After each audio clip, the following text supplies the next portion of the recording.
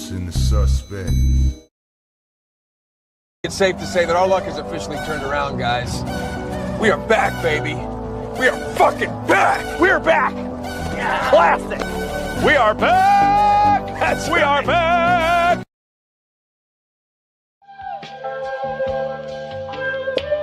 The usual suspect thing. Look, US6 where the real ones politic at. Late night smoke with the fight game where the critics at. Every punchline got a barcode and a timestamp. Receipt talk, we ain't never had to spin facts. Dr. KG with the pressure and the pause. Voice cut through the static and the industry noise. Live from the mud where the coaches still breathe. Where the fans want truth, lot of company feed. No scripts, all pain, all perspective involved. We seen puppets get promoted while the real get ignored. So we built our own table out the blood and the scars.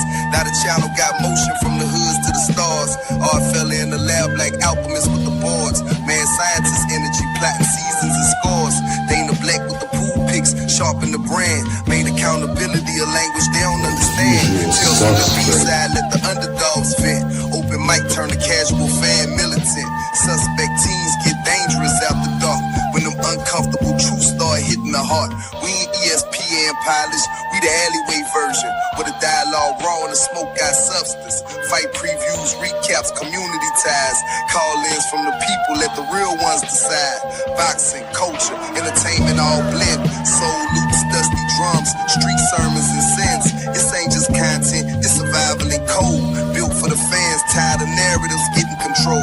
So subscribe if you came for the authenticity. Where opinions got facts and the passion got history.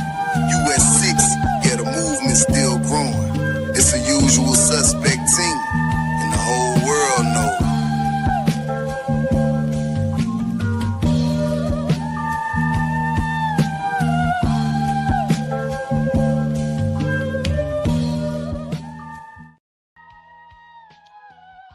Yeah, we are back, man. We are back. This is US6 Sports and Entertainment Hub Open Mic. The lounge is officially open. I'm your boy KG. We got a special night tonight, man. You know what I'm saying? And everybody that knows us knows we don't go back to back to back the way we just did. So therefore, y'all seen us Tuesday, and everybody and their mama was looking for us next and upcoming Tuesday. We came back on a Thursday for y'all. I'm KG. This my boy, your favorite yet your most hated, my boy Oddfella. What's up with you, bro? What to do, what you're saying, what to go on. Listen, this ain't your polished panel. You know what I mean? You might have came Tuesday and you might have saw it looked like a panel. Hey, we plugged up in, 2 mics up in the stage, you know what I mean, last week. But it might not be like that for this show. It's not your scripted debate. Once again, these are those raw lines, raw voices, and raw opinions straight from the boxing trenches. All y'all got to do is hit the link, you know what I mean, and step on stage when I put it up in the chat. You know what I mean? Y'all get to talk your talk, uncut, unfiltered, and unapologetically. Break down the fights. You know what I mean? Call out the bullshit. Cape for your favorite fighter or your promoter. You know, they be caping for promoters nowadays. You know what I mean? Press the agenda. You know what I mean? But if we don't like your take, understand, as moderators, as hosts, as the people that will be serving you the menu, as the people that will be serving you the clips, we have the right to give your take the straight smoke. So if you scared, stay your scary ass in the chat. But if you ready, click that link and step on stage. Looky here, this is Boxing Talk with Teeth. No babysitting, no protection, just gloves off. Conversation, KG. He ain't lying. Hell yeah, man. You know what I'm saying? And yeah, we came back, man, because I'm gonna just say it out loud, man. The meatloaf was so damn good, man. And look, it was a forgotten plate. You know how people bring food to the cookout, fella, but it makes it to the back of the refrigerator and people don't see it, and they forget it was even there. It's wrapped up in aluminum foil. It didn't have nobody's name on it, so it just kind of fell by the wayside. Lewis Crocker, Liam Powell. Did you remember that? Because I didn't.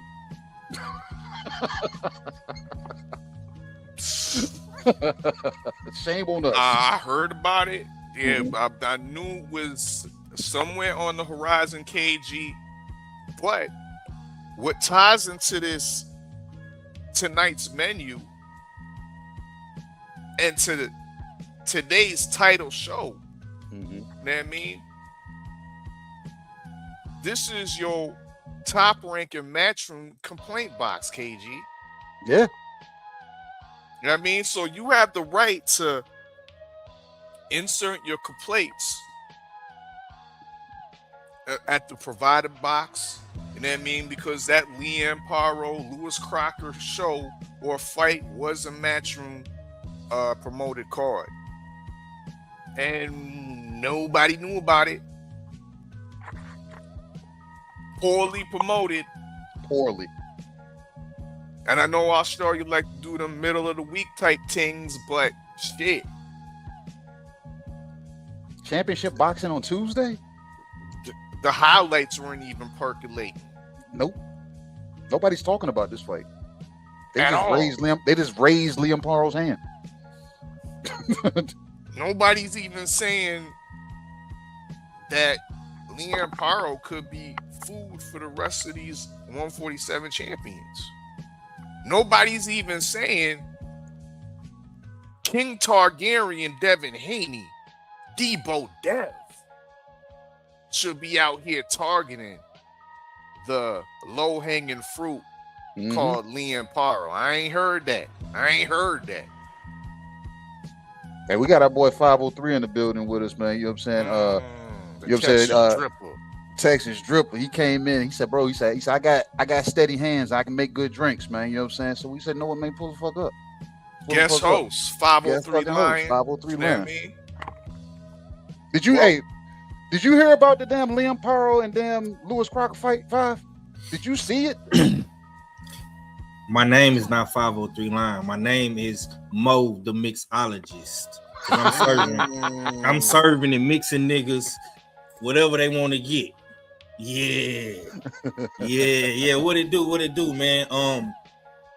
It's your boy, man, Mo the Mixologist. You understand me, man? On open mic with my brothers, the good doctor and the mad scientist, man. On this good Thursday, we're gonna have a little bit of fun today, man. You know what I'm saying? Now, to answer the good doctor's question, I did see that fight, and congratulations to Liam Paro. You know what I'm talking about? Betty Crocker. Shop open, shop closed, baby. Dang. Yes, sir. So you say he was trying to do his best impression of Mario Barrios. Try to hold on to the belt, or look like he was Well, Mario Barrios was smart enough to at least get a couple draws out that motherfucker. I don't even think Crocker was good enough to do that. You know what I'm saying? So it's unfortunate, man. It's unfortunate, you know, but Liam Paro is actually he looks a little bit more sturdy at 147. You know what I'm saying? But once again, Eddie Hearn is controlling that belt because Paro is a Matchroom fighter as well. So the belt stays in the Matchroom stable.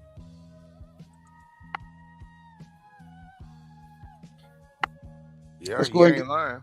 He ain't lying at all. You know what I'm saying? Let's go ahead and get to this menu, folks. Let's go. Let's see what the I see something missing on the damn menu already, man. Hey, where's my goddamn curry quote at? we done took it off. You know what I mean? By special request. You know what I mean? Niggas was getting sick off of that. You know what I mean? That dish, and we don't want to get shut down. Hey, I think I was from the put a complaint in as well, man. I think I might have got E. coli or something. Yep. See, health and safety, KG. Damn, Health man. and safety. Queen Shower, yes indeed, said, yo, that shit, you know what I mean, was smelling rancid. Damn. She just wanted the rice and pat. She said, no curry guoat for me. You know, but before we get into this menu, KG and 503, let's salute everybody that pulled up into the lounge. Right. I mean, Daniel Bear Sports Highlight 5851. Happy Thursday, he says, you know what I mean? Happy Thursday to you, my brother. You know what I mean? Thanks for pulling up into the lounge. Drinks are free. We got the season 3, or excuse me, pardon self, the season 2, you know what I mean? US6 crystal ball holder. You know what I mean? Tommy Turncoat is in the building, you know what I mean? Salute TD Sports Talk, you know what I mean? We got K-Rod 1990 Fizz Ive is in the lounge, the US6 Open Mic Lounge. Salute to you, brother. You know what I mean? The link will be in the chat for you if you want to pull up.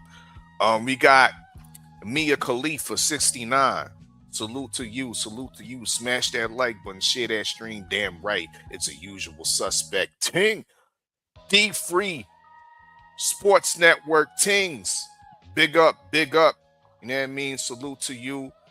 Yeah, we still haven't had you on stage yet. You know what I mean? The mic is available for you, my brother. The mic Drinks is are free available for you, my brother.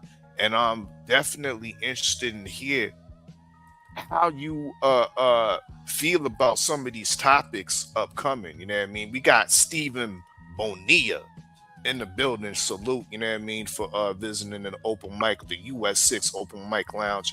We got Mummy NY1611. Big up. We got a seat up front for you, Mr. Marky Dan. Mr. Marky Dan.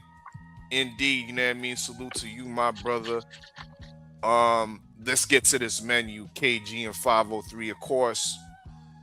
We bringing back the Saturday night meatloaf. 503, first off, how you feel about meatloaf in general? You know what I mean? Let's start there. How do you feel about meatloaf in general, 503? Yeah, I fuck with it, man. But you know, it gotta be put in the oven, and it gotta have that red tomato sauce. Indeed, that's how everybody, that's consistent. All three of us have to have that tomato wise barbecue type of glaze, demi glaze over the baked meatloaf. Facts. I just had to throw that out there, man, because I don't know how they do it in other places, but you know. No, you said it right. Yeah.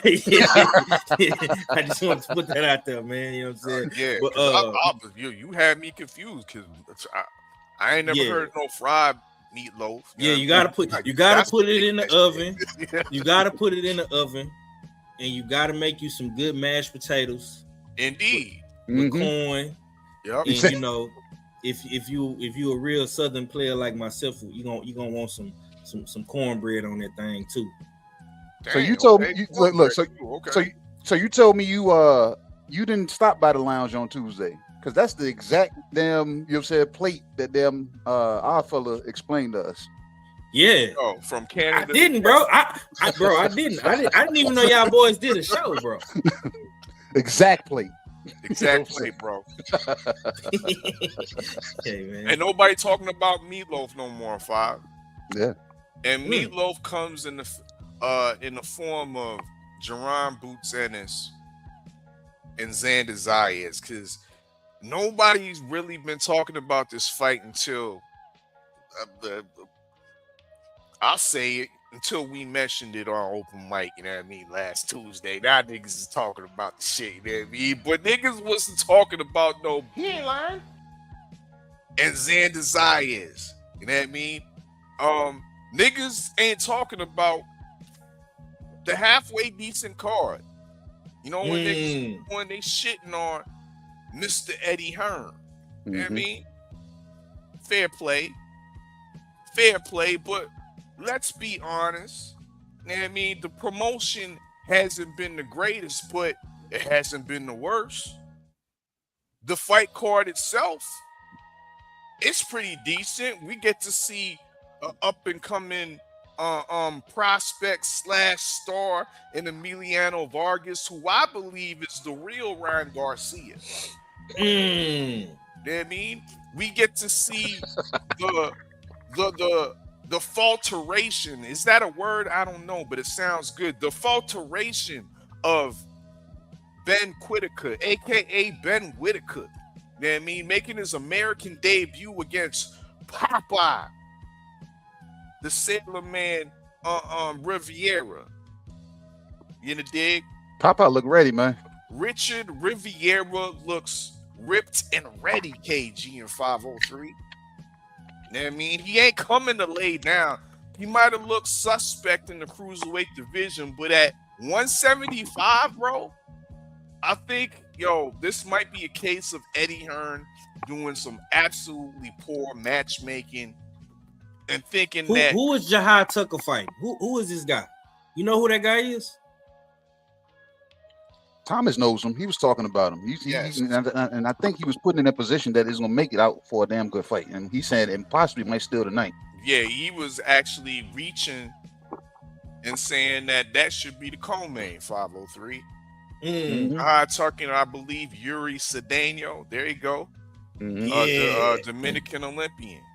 So yeah, what made me ask about this, guys, because as you're talking about it, I'm looking at it on my phone, and the first thing I noticed was the old boy had Olympic tattoos on his neck, and I'm like, oh shit, this dude Olympian? Yep. You know what I mean?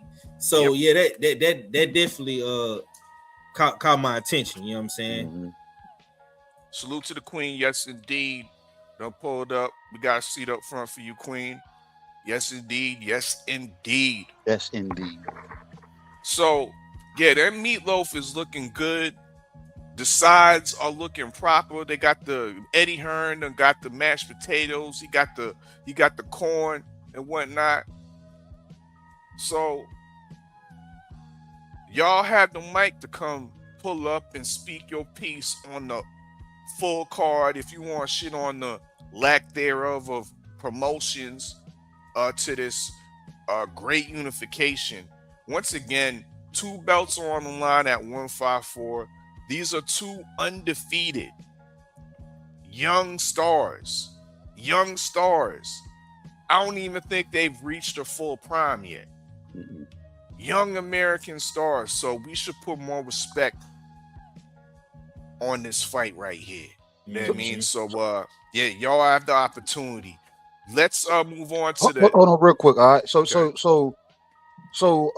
Eddie produced a great meal. He put it in a nice venue, but he's serving it to us on a paper plate. Is that what it is? Hey, I mean, it was a heavyweight paper plate. You know what I mean? The shit ain't flopping around. You know what I mean? It can hold food. I don't think it's a paper plate though. I think this is a nice Walmart dish. So with the black ones with the little clear cover. Yeah, it's one of them Jones, man. You know what I'm saying? Yeah. You know, it ain't the top notch. You know. Yeah, dishes. They say them Walmart chickens are bad for you, Five. I mean, hey, look. This is what we getting, bro. You're getting a very, very top heavy card. And I think Top Rank did most of the matchmaking for the co-main and the undercard fights. I think Eddie Hearn's main concern was to get Ben Whitaker in the U.S. market. That was his only concern. And of course, he want Boots Ennis to, become a champion and whatnot. But a fight like this, man, with a Puerto Rican champion and a black guy from Philadelphia fighting in New York, man. This is like B-Hop versus Trinidad. You know what I'm saying? Or when Kodo was fighting it in the garden. You know what I'm saying? Like, this is just the typical, 1-2, pump fake. Like, this is what they do, bro. Indeed. Next, what we got on the menu, my peoples, it was actually an add-on last Tuesday. It was part of the King's Plate 5. You know what I mean? The King's Plate was, of course, food fit for Devin Haney, Debo Dev, King Targaryen. It had the Keyshawn nuggets. It had a little. He fuck around and be like Jace Targaryen out this bitch if you don't be careful. I seen episode 1. Yo, you seen that shit? Fires. Yeah. Yo, fires. It had a side of shitty cuz on there. You know what I mean? And then we was serving it with a shot. Shout out Angie, baby. Y'all know she pulled up in the nah, she ain't pulled up yet. Yeah, she ain't pulled up yet. But yeah, Angie baby suggested we serve it with a shot of sweet tea. You know what I mean? Which is old Tankalicious. You know what I mean? Well, now we serving Tankalicious by itself. You know what I mean? It's strong enough to stand alone. It's definitely strong enough to stand alone, but it still comes in a shot glass size. You know what I mean? KG, do you have the menu? We apologize. If you can give us the second page of the menu, please. Okay, there you go. There you go. We apologize. That is not the actual size of drink you get. It's a shot glass. he said that the picture, it's not, yeah. But it's in a shot glass. So it's in a shot glass. You know what I mean? So if y'all want to cook on, or if y'all want to order up some sweet tea, we hear the man is training. You know what I mean, with David Benavidez, senior. Jose Benavidez, and I'll say this, KG. There's something brewing when David Benavidez Senior's posts a full-out video, edited. You know what I mean, with the red cam. You know what I mean, not no bullshit ass camera. You know what I mean, not no iPhone. This was like studio quality cameras that was being used to shoot this footage of Tankalicious training. You know what I mean? We're seeing Tankalicious evolve. His body is evolving. He looks actually in great pause. Indeed. But he does look that was crazy. Great condition. But word on the streets, word on these Hotep streets is that instead of buying into this newfound trainer and David Benavidez Sr., Tankalicious is selling out. Tankalicious is selling out the brothers. You know what I mean? Firing. You know what I mean? On the old regime and Coach Cal and Kenny, and selling out to the Mexicans. Damn. How do peoples feel about that? If you have that same type of sentiment, look here, the mic is yours. You know what I mean? We're gonna put the link in the chat. You know what I mean? So if you buying in, or do you think Tank is motherfucking selling out? Do you think? Go ahead, Five. So, does that sweet tea come with a shot of Don Julio? Sidecar.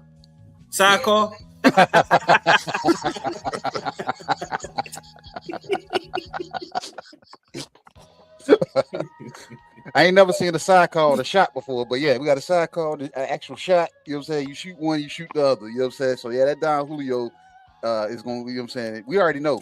Reputation is speaking for itself, you know what I'm saying? The way that Don Julio is hit, you know what I'm saying? As of recently. But the sweet tea, told you, man, pack up enough punch of his own. So we you know what I'm saying? We shall see. I've been watching the kid, man. And the way he's working, he's doing strength and conditioning right now. And it looked like he looking like he's trying to pick up the weight. Deadlifts, weightlifting. Yeah, so the weight is them gradually being put on, maybe. Yep. Let me say this to all you people that's gonna call in. Let me set the table for y'all and mix this sweet tea. You know what I'm saying, into my mixer, my blender. Is it Tank's fault that these trainers get on these platforms and speak on stuff that they're not supposed to be speaking on? Now, I was thinking about this earlier, Kay, and me and Kaden had a whole lot of offline conversations about this. Mm-hmm. As a content creator, I don't hate what nobody does. I appreciate all of the good content in this space, in this community. But at the same time, you start to notice little things. You start to notice patterns, right?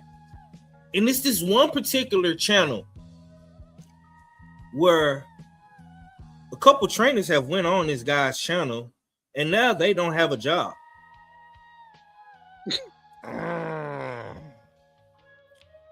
Brian Norman Sr., now Coach Kenny and Coach Cal. Now, I'm not hating on nobody content. You do what you do. Mm-hmm. But I'm just noticing a pattern here. They 2 for 2. He ain't lying. Who gonna be the next trainer? I see Keyshawn Davis trainer on Buddy channel. Hey man, better tread lightly. Dorsett don't need to be over there. He can't even talk. Yeah. Because you know, man, it don't take much to listen, man. These boxers, boxing is a very lonely sport. It's a lot of stuff that goes on behind the scenes that we don't never see. And when you trainers get on these platforms with these certain individuals and they don't keep it boxing, they take it to other places, you offend these fighters. That's why when me and my guys, when we talk boxing, when you have a real conversation with KG, when you have a shootout, when you have Tales from the B-side, whatever it may be, we talk boxing. We keep it boxing, man. Like the homies say on Gills Arena, we gotta talk ball.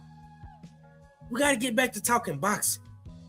Because a lot of this stuff y'all be asking about dudes' personal lives, what kind of watch he wearing, what kind of chain he got on, what type of shoes is he wearing. You know what I'm saying? Look, man, I'm just saying, I just see the pattern. Niggas is 2 for 2 over there. You know what I'm talking about? I'm trying to see who gonna get that badass 3 spot. KG, get the pause button ready. Before we get off this sweet tea, I need to see this man stripped. Pause. I need to see this man stripped for real. Pause.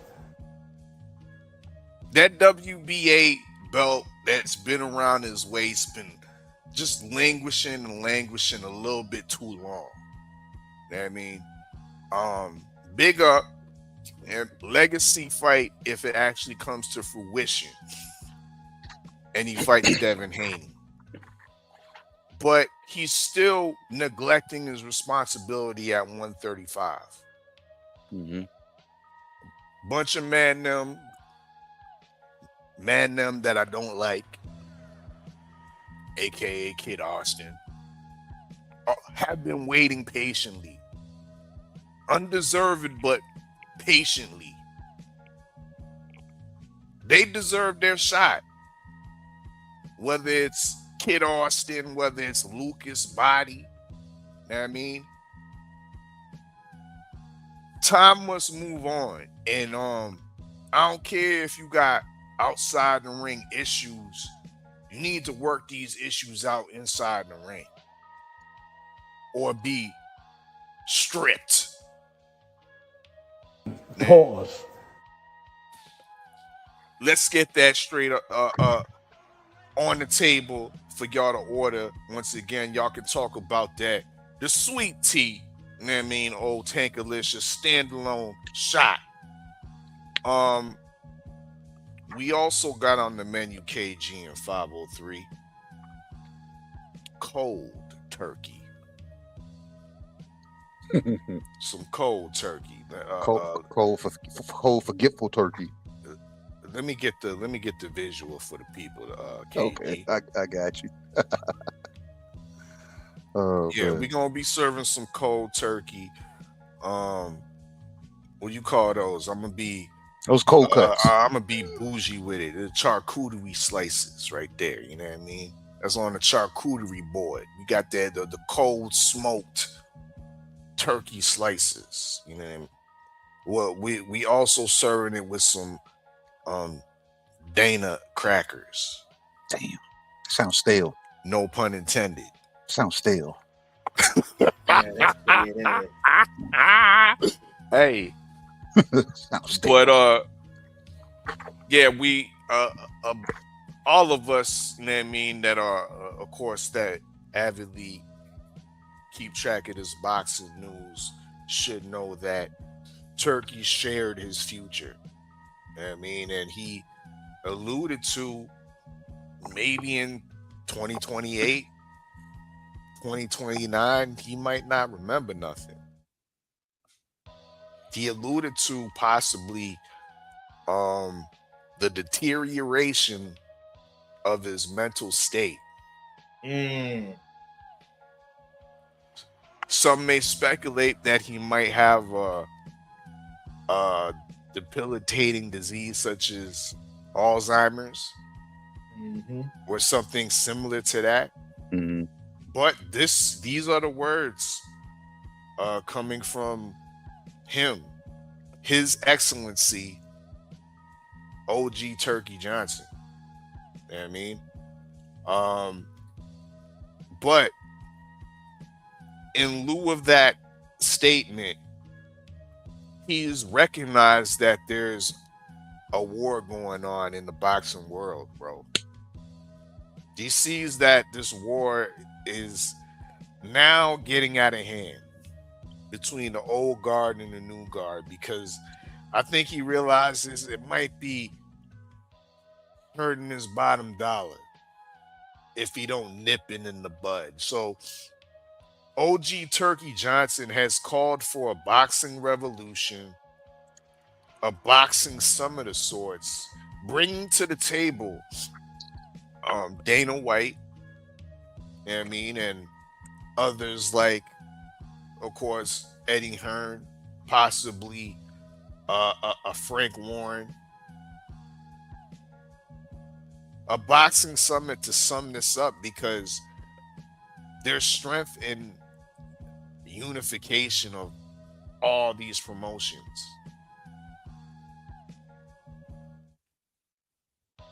But at the end of the day,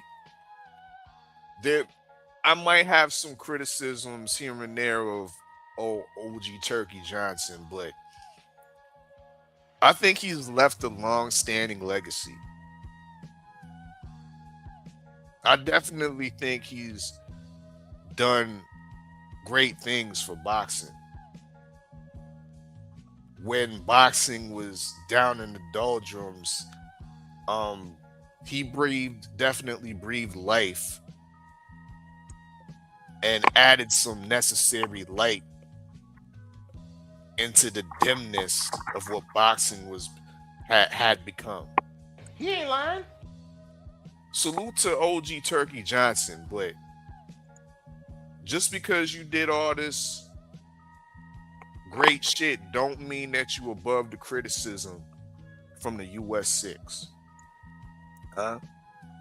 Don't mean that you above the criticism from the peoples, from all the suspects in the chat. Yeah, you know what I mean? Link will be in the chat if you want to cook on some OG Turkey Johnson, good or bad. Okay? Also on the menu, we got the promo platter. Promo platter. You suggested this, KG. That's right, I did. You know what I mean? And here we have it. This is a new item in the open mic lounge. We got the promo platter. And of course, with a platter, you got a plethora of different finger foods. You know what I mean? So we got the Matchroom Mazza sticks. Mm-hmm. We got the Ring Magazine onion rings. We got the Zuffa seasoned fries. The MVP wings. Mm-hmm. I don't know how you feel about the DHP calamari, KG. I don't call it calamari. I call it, you know what I'm saying, celery or carrots, because it has to support something else. So it might be good support for the chicken wings. Oh Lord. Might be good support for the chicken wings. Shots is fired. Okay, well, we got the top-ranked tater tots on the platter as well, KG. You know what I mean? So, people, if y'all want to order the promo platter up, you know what I mean, let us know. You know what I mean? Once again, let us know. Give us your complaints about these promotional companies. If you want to add PBC to the platter, by all means. We left them off the list, but by all means, you know what I mean? Make your complaints about PBC, about Top Rank and their lack of promotion for Xander Zayas, about Matchroom Boxing, Eddie Hearn and his low-key hate for King Targaryen, Devin Haney. You know what I mean? If you hating on Zuffa Boxing and Dana White's bald-headed ass, if you don't like Jake Paul and his colonizing of Puerto Rico in MVP promotions, yo, the mic is yours, y'all. The mic is yours. The promo platter. And of course, the secret menu. We also got the FIFA salad. We gotta have our greens, KG. Just nigga this goddamn salad.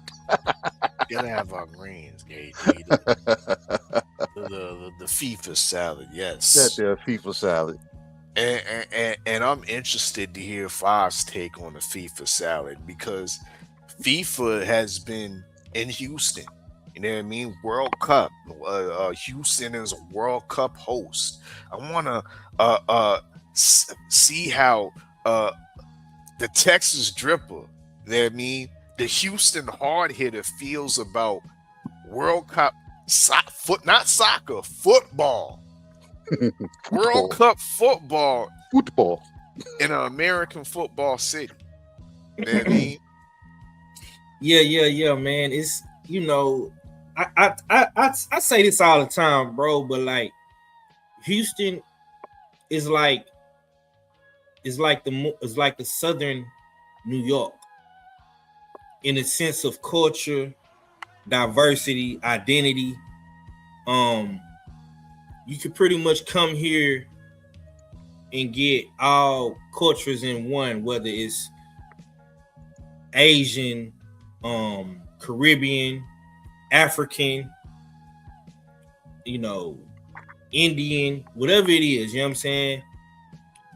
You can get that in Houston. And I think people are starting to figure out what the Southern lifestyle, the American lifestyle is all about. Like, I've been seeing a bunch of different people like trying barbecue for the first time, going crazy about barbecue and sauces and all that different type stuff. You know, it's crazy. Downtown been crazy, bro. I really been trying to stay out of the mix of downtown. You know what I'm saying? But you said you trying to avoid the mix of FIFA football. Go ahead. Yeah, man. I'm not really into soccer like that. I ain't gonna lie. I haven't really been keeping up with it. But I have been seeing you know, different people coming down here mingling and stuff like that. You know what I'm saying? So it's always good looks, bro. It's always good looks. Yeah. That's what's up. That's what's up. You know what I mean? So, yes, indeed, we got the FIFA salad on there. If you want to talk about the World Cup on the whole, if you want to talk about them bitch ass South Africans advancing somehow, you know what I mean? I don't know. Maybe they got a witch doctor, KG. Maybe they got a witch doctor blowing out, you know what I mean, the ashes of some dead motherfucker. Yeah. He actually blowing ashes. He ain't blowing damn baby powder like the other guy. You know what I mean? Brazil looking back like they back to dominance and prominence. Team USA played tonight, I believe, at 10 p.m. That's a game to watch. USA's been looking spectacular, and I'm not reaching. I mean, they've been looking like a team that could make it to the late stages of this World Cup. Tell us what kind of World Cup, what are your favorite World Cup venues? America's really showing and proving that they got some of the best facilities in the world, straight up and down. What are some of y'all World Cup venues that you love? You know what I mean? I got mines, you know what I mean? I'm a lover of infrastructure, of stadiums and all that type of shit.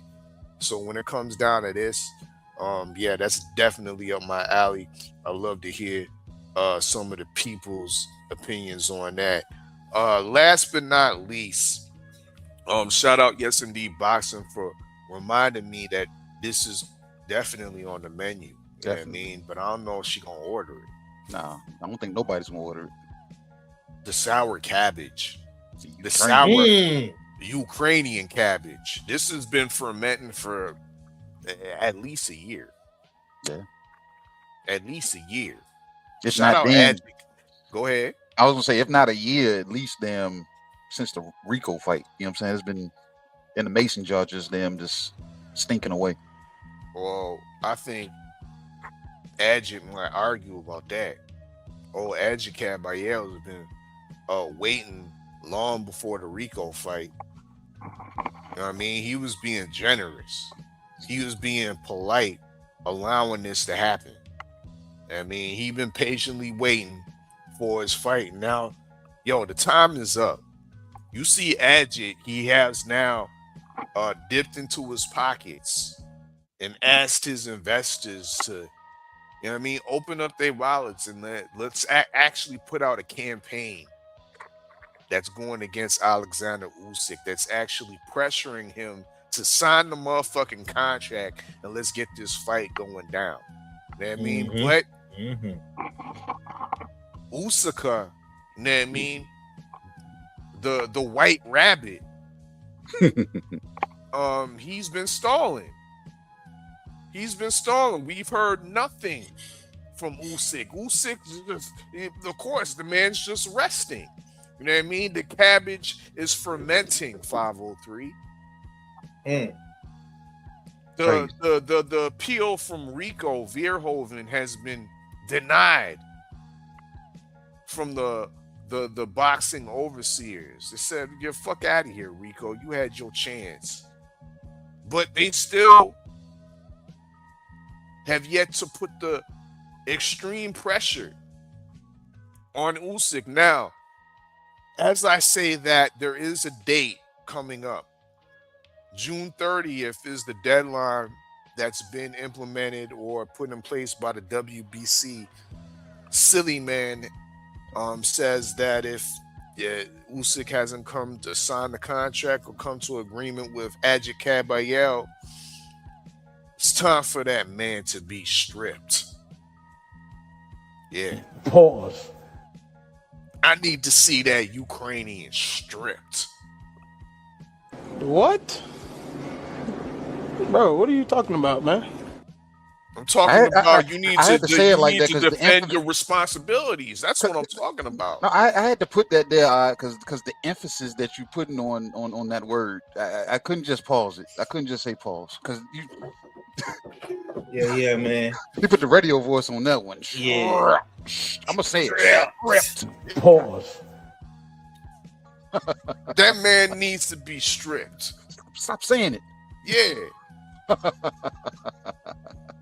Not with no bare hands, with wrapped hands, KG. What? Yeah, say that. Pause. What did you say? What type No, of hands? not with no. We ain't doing it raw with no bare hands. Pause. Doing it with the wrapped hands. 503 and KG. Yeah. Pause. Hey, Agnew German Podcast. style. If anybody from the Agnew Podcast, if y'all need a fifth member, we got you. Yeah, man. Man. He wanted. Yeah, man. He He talking want to be real one crazy. of y'all so bad. He want to be one of y'all so bad. Not even thinking. He talking real spicy tonight. $50 an hour, Agnew. I'm playing. Hey, shout out to Agnew Podcast. You know, we fucking with y'all brothers over there for sure. But yeah, the cabbage has been fermented, KG and 503, and I don't like it. I don't like it. You know what I mean? And I want to see if the people don't like it. If they gonna order this shit up and speak their piece on inactive, what seems to be a uninterested champion in the heavyweight division. You know what I mean? But those are tonight's menu. You know what I mean? Once again, I'll put the link in the chat. I'm saying, while y'all are pondering on what y'all want off this menu, we're gonna go pay some bills real quick, man. We see y'all in a second, man.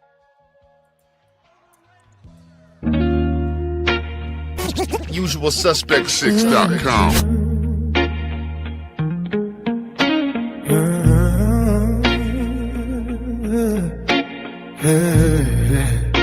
Yeah. The good Dr. KG, white coat over all black. Prescription for the truth, they allergic to the contact. Cadillac, red beltway, smoke in a dialogue. Chrome voice, street sermon, drag sparks through the catalog. I fella, aka Dana Black. Calm mind in the madness, turn the circus to a classic. Make the chaos look practice. Stay ready, mag, what go down with the room still. Wide as a lock safe, heavy as a truth pill. 503 line, Houston hunger in the bloodline. One clip, crack the code, now the timeline doing drug lines. US6, 5 finger fold, now the fifth speak fluent. Make plain sound rich, turn pressure into movement. Boxing full of false gods, selling dreams to believers. We pull facts from the mud, wash the dirt off the receipts up. They tried to box us in, starving for attention. Now we move off grid, that's US6 comprehension.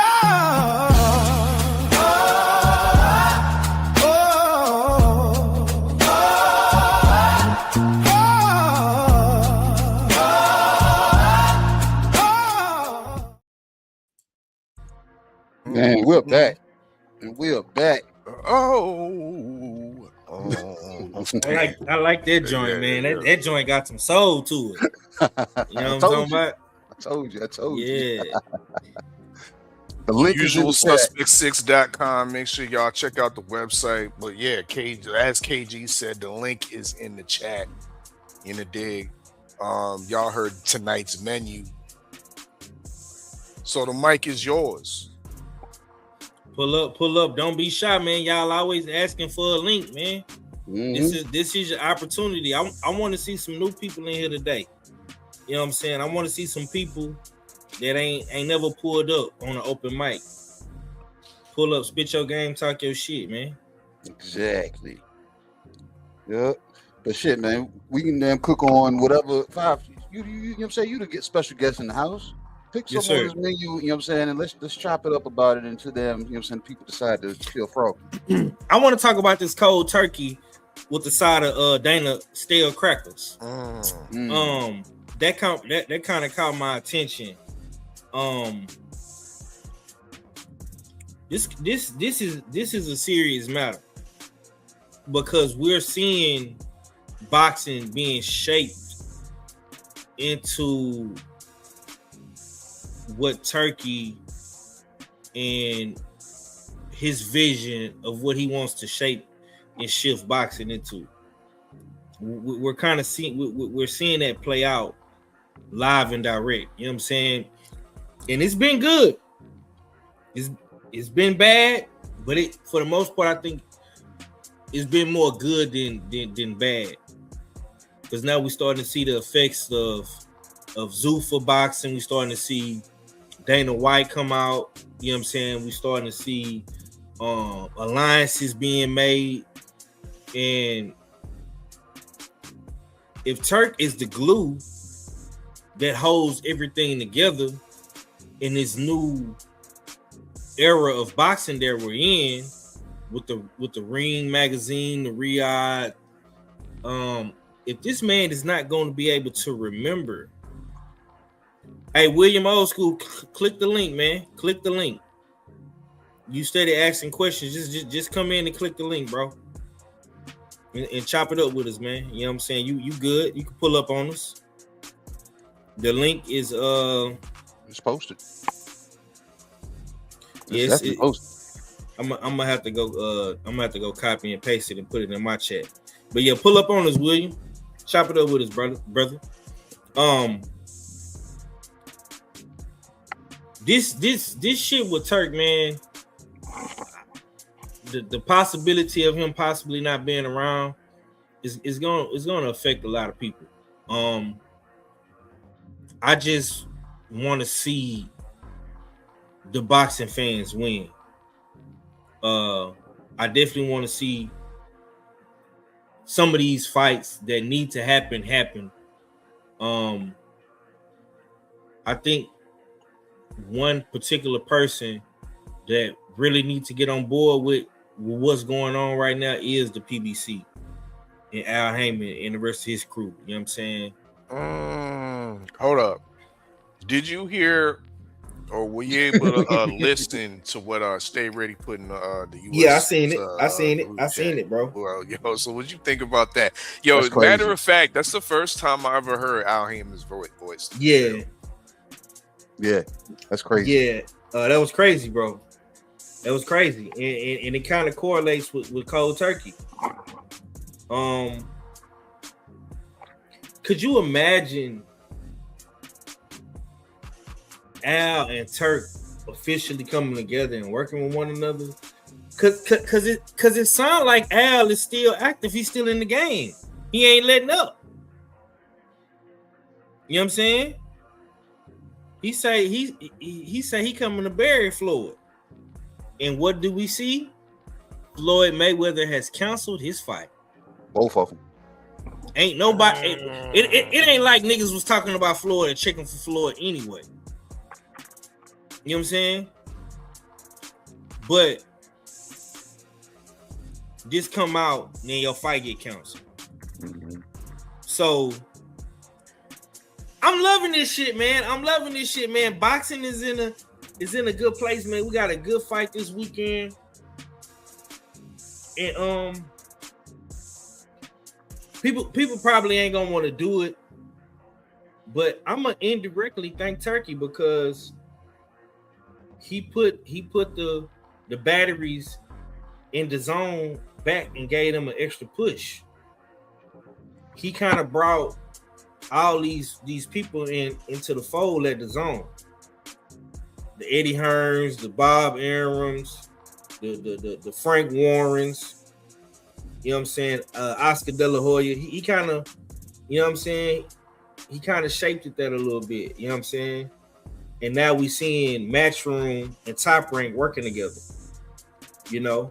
So I know it's a lot of shit that Turk ain't done, like get Devin Haney a fight shit or get Tank Davis a fight over there with Devin Haney. You know what I'm saying? But you know, we building day by day, man. So I gotta thank Turk for all the good shit that he has done, and I do want to see my man not go out so cold. You know what I'm saying? Is how long has Turk been doing this? 2-3 years? Is it 3 years? I would say 3 years. 3 years. And we kind of like in the beginning, before it got to present day, we all were saying, is this something that can turn into a marathon, or is, you know what I'm saying, Turkey gonna end up wheezing in the back? But I don't think this is no fault of his own. You know what I'm saying? I think them just Mother Nature and Father Time or Brother Medicine or something came in and said, "No, what? Bam, this is what you got going on." So, to no fault of his own, I hope he has some kind of predecessor or something, somebody, you know what I'm saying, that's coming up behind him that's going to, you know what I'm saying, carry it on. Because like Five said, if something happens to him, a lot of people that got their damn eggs in his basket, what do they do? Especially those are the stale crackers, KG. now those stale crackers is always going to be there. I might be talking about the celery and the carrots, you know what I'm saying, because that's what I depend on. I'm not putting on cars myself. So if I'm not putting on cars myself, I can't have nothing happen to this cold turkey. I got to keep it refrigerated. I got to keep it damn vacuum sealed so it don't start turning all shiny and scaly looking. You know what I'm saying? So I got to figure something out, because if I don't, what do these low hanging promotional companies do that need other promotional companies to pretty much them bring the plates, the tables, the DJ, you know what I'm saying, and all that stuff, and the networks that they're able to then have access to. So I think it trips those people up even more, and it puts the onus back onto the traditional promotional entities. And that might be a smart move for Al to be working, if he is working with Turkey, because if something does come of Turkey, then Al Hammond can be the faceless, nameless, spokeless person in that direction. You know what I'm saying? But I'm gonna put a pin there. We got our first guest, and this is my homeboy, man. This is my homeboy, man. I damn, you know what I'm saying? I just posted him in my story today. You know what I'm saying? And you know what I'm saying? If I can make it up there, bro, I'm gonna come check you out. You know what I'm saying? But this is my boy, man. Sniper. Yo. Falcone. Oh shit, we got the clean fighter Sniper Oh, Falcone shit. in the open mic lounge. What you doing, man? We ain't serving you no Right drinks. We ain't serving you no drinks. Nah, I don't want to drink right now, man. I want soda. We got you a ginger ale, bro. I'll take it. Coming right up. Coming right up. Or if you want some sweet tea. Oh, no, I can't do it. Coffee. I take coffee. Coffee be good. The sweet tea is special because it's Tankalicious. Whoa. What's sweet? What's the sweetener? What did you add in it? Javante. Oh no, she that's crazy. Yeah. Crazy. Yeah, bro ain't fucking with that. Hit the pause button, bro. Pause. Oh man. Yep, man. But what's up with you, man? You know what I'm saying? You in the house, man. You know what I'm saying? I don't know if you've been here long enough to see the menu or hear about the menu that we got. You know what I'm saying? We got Saturday's meatloaf. We got Jerome Boost Ennis and Xander Zayas. And the appetizing card that they, you know what I'm saying, they got put together. They should have put me on that. They should have put me on that. That's what I was trying to get on. Yeah. I was trying to be on that card, yeah. Did you cause aren't you signed to Rising Sun? Yeah. What is it true that you and Keith was supposed to be on that card? Keith Cologne? We were supposed to, from what I heard. Oh, okay. Like not against each other, but on the same card, yeah. Right. Yeah. All right, yo. So riddle me this, bro. You just fought. You know what I mean? You just got the decision against Frankie Sanchez Jr. Yes, sir. For your 15th win. You know what I mean? Big up to you. You know what I mean? Thank you, brother. How'd you feel about that victory? And given that you got that victory, how quick could you? No, you couldn't have turned around that quick and just lined up a boots, be on the boots. Xander's. I don't even think New York would allow it. New York wouldn't allow it anyways. A week after, it's usually like 3 weeks, I think, 3 or 4 weeks. Right. Yeah, they wouldn't even allow it, but they suspend you for 30 days out the gate. Something like that. So if it was like, yo, if you was confirmed to be on that the Zayas undercard, you wouldn't did that fight with Frankie Sanchez. If I could have did both, I would have did both. This guy. Hell yeah, why not? That's why you're a clean fighter, bro. That's why not? Hell yeah, why not? That's why we sniper gang up in this bitch. Bro, I love fighting, bro. as far as the performance though, I think I did it. I put on a very great performance. I feel like everybody in the building had fun. It was a fun fight. The guy, from what I heard, was like a wrestler and an MMA fight, a bunch of other shit before that. He was a pretty strong kid. But like what I always do, I get in there and I just do what I do, and I make it look. He freezing up.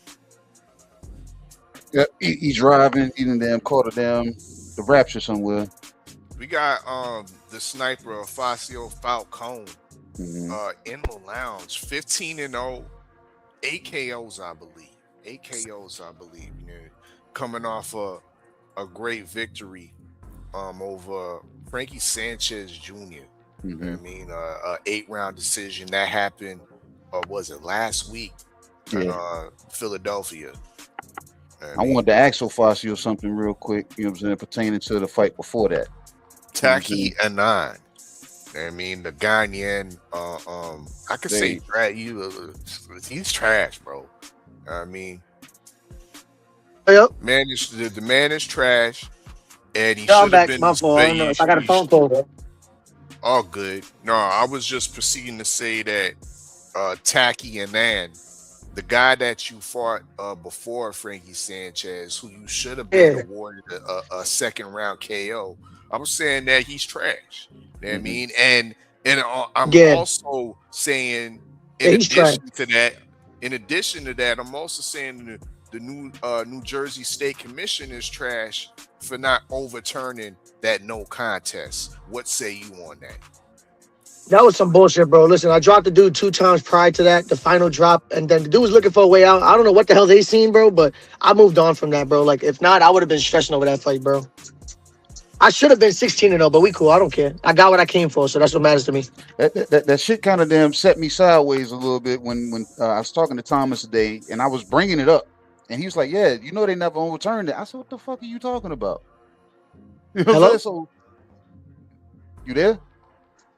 You can hear us, Facio? Can you hear us, Facio? Yeah, I hear you now. Okay, yeah. And that shit, it kind of killed my mood a little bit, man. You know what I'm saying? Because I just hear me or no? Yeah, well, I can hear you. Yeah, you can hear you. You might not hear KG. KG talking right now. Yeah, I don't think. I don't hear him. No, you don't hear me? Y'all hear me though, right? Maybe, come back, fall out and come back in if you can. You know what I mean? Because there might be something wrong with your end of the connection or something like that. You know what I mean? Well, me or him? You. On your end, yeah. So if you can fall out, screaming, come back in. I got you. That. But like I was saying, fellas, that shit damn, you know what I'm saying? It had me damn looking kind of crazy for a minute. Knowing that, you know what I'm saying? I was like, Thomas wanted to do, you know what I'm saying, do the panels where we bring the fighters on, kind of like we did with the Canelo and Bud fight. So I was like, all right, cool. But then I'm asking him random questions, and I was just like, bro, what's up with them? The decision for Facio, did it get overturned? He was like, no. And I was like, the fuck you mean?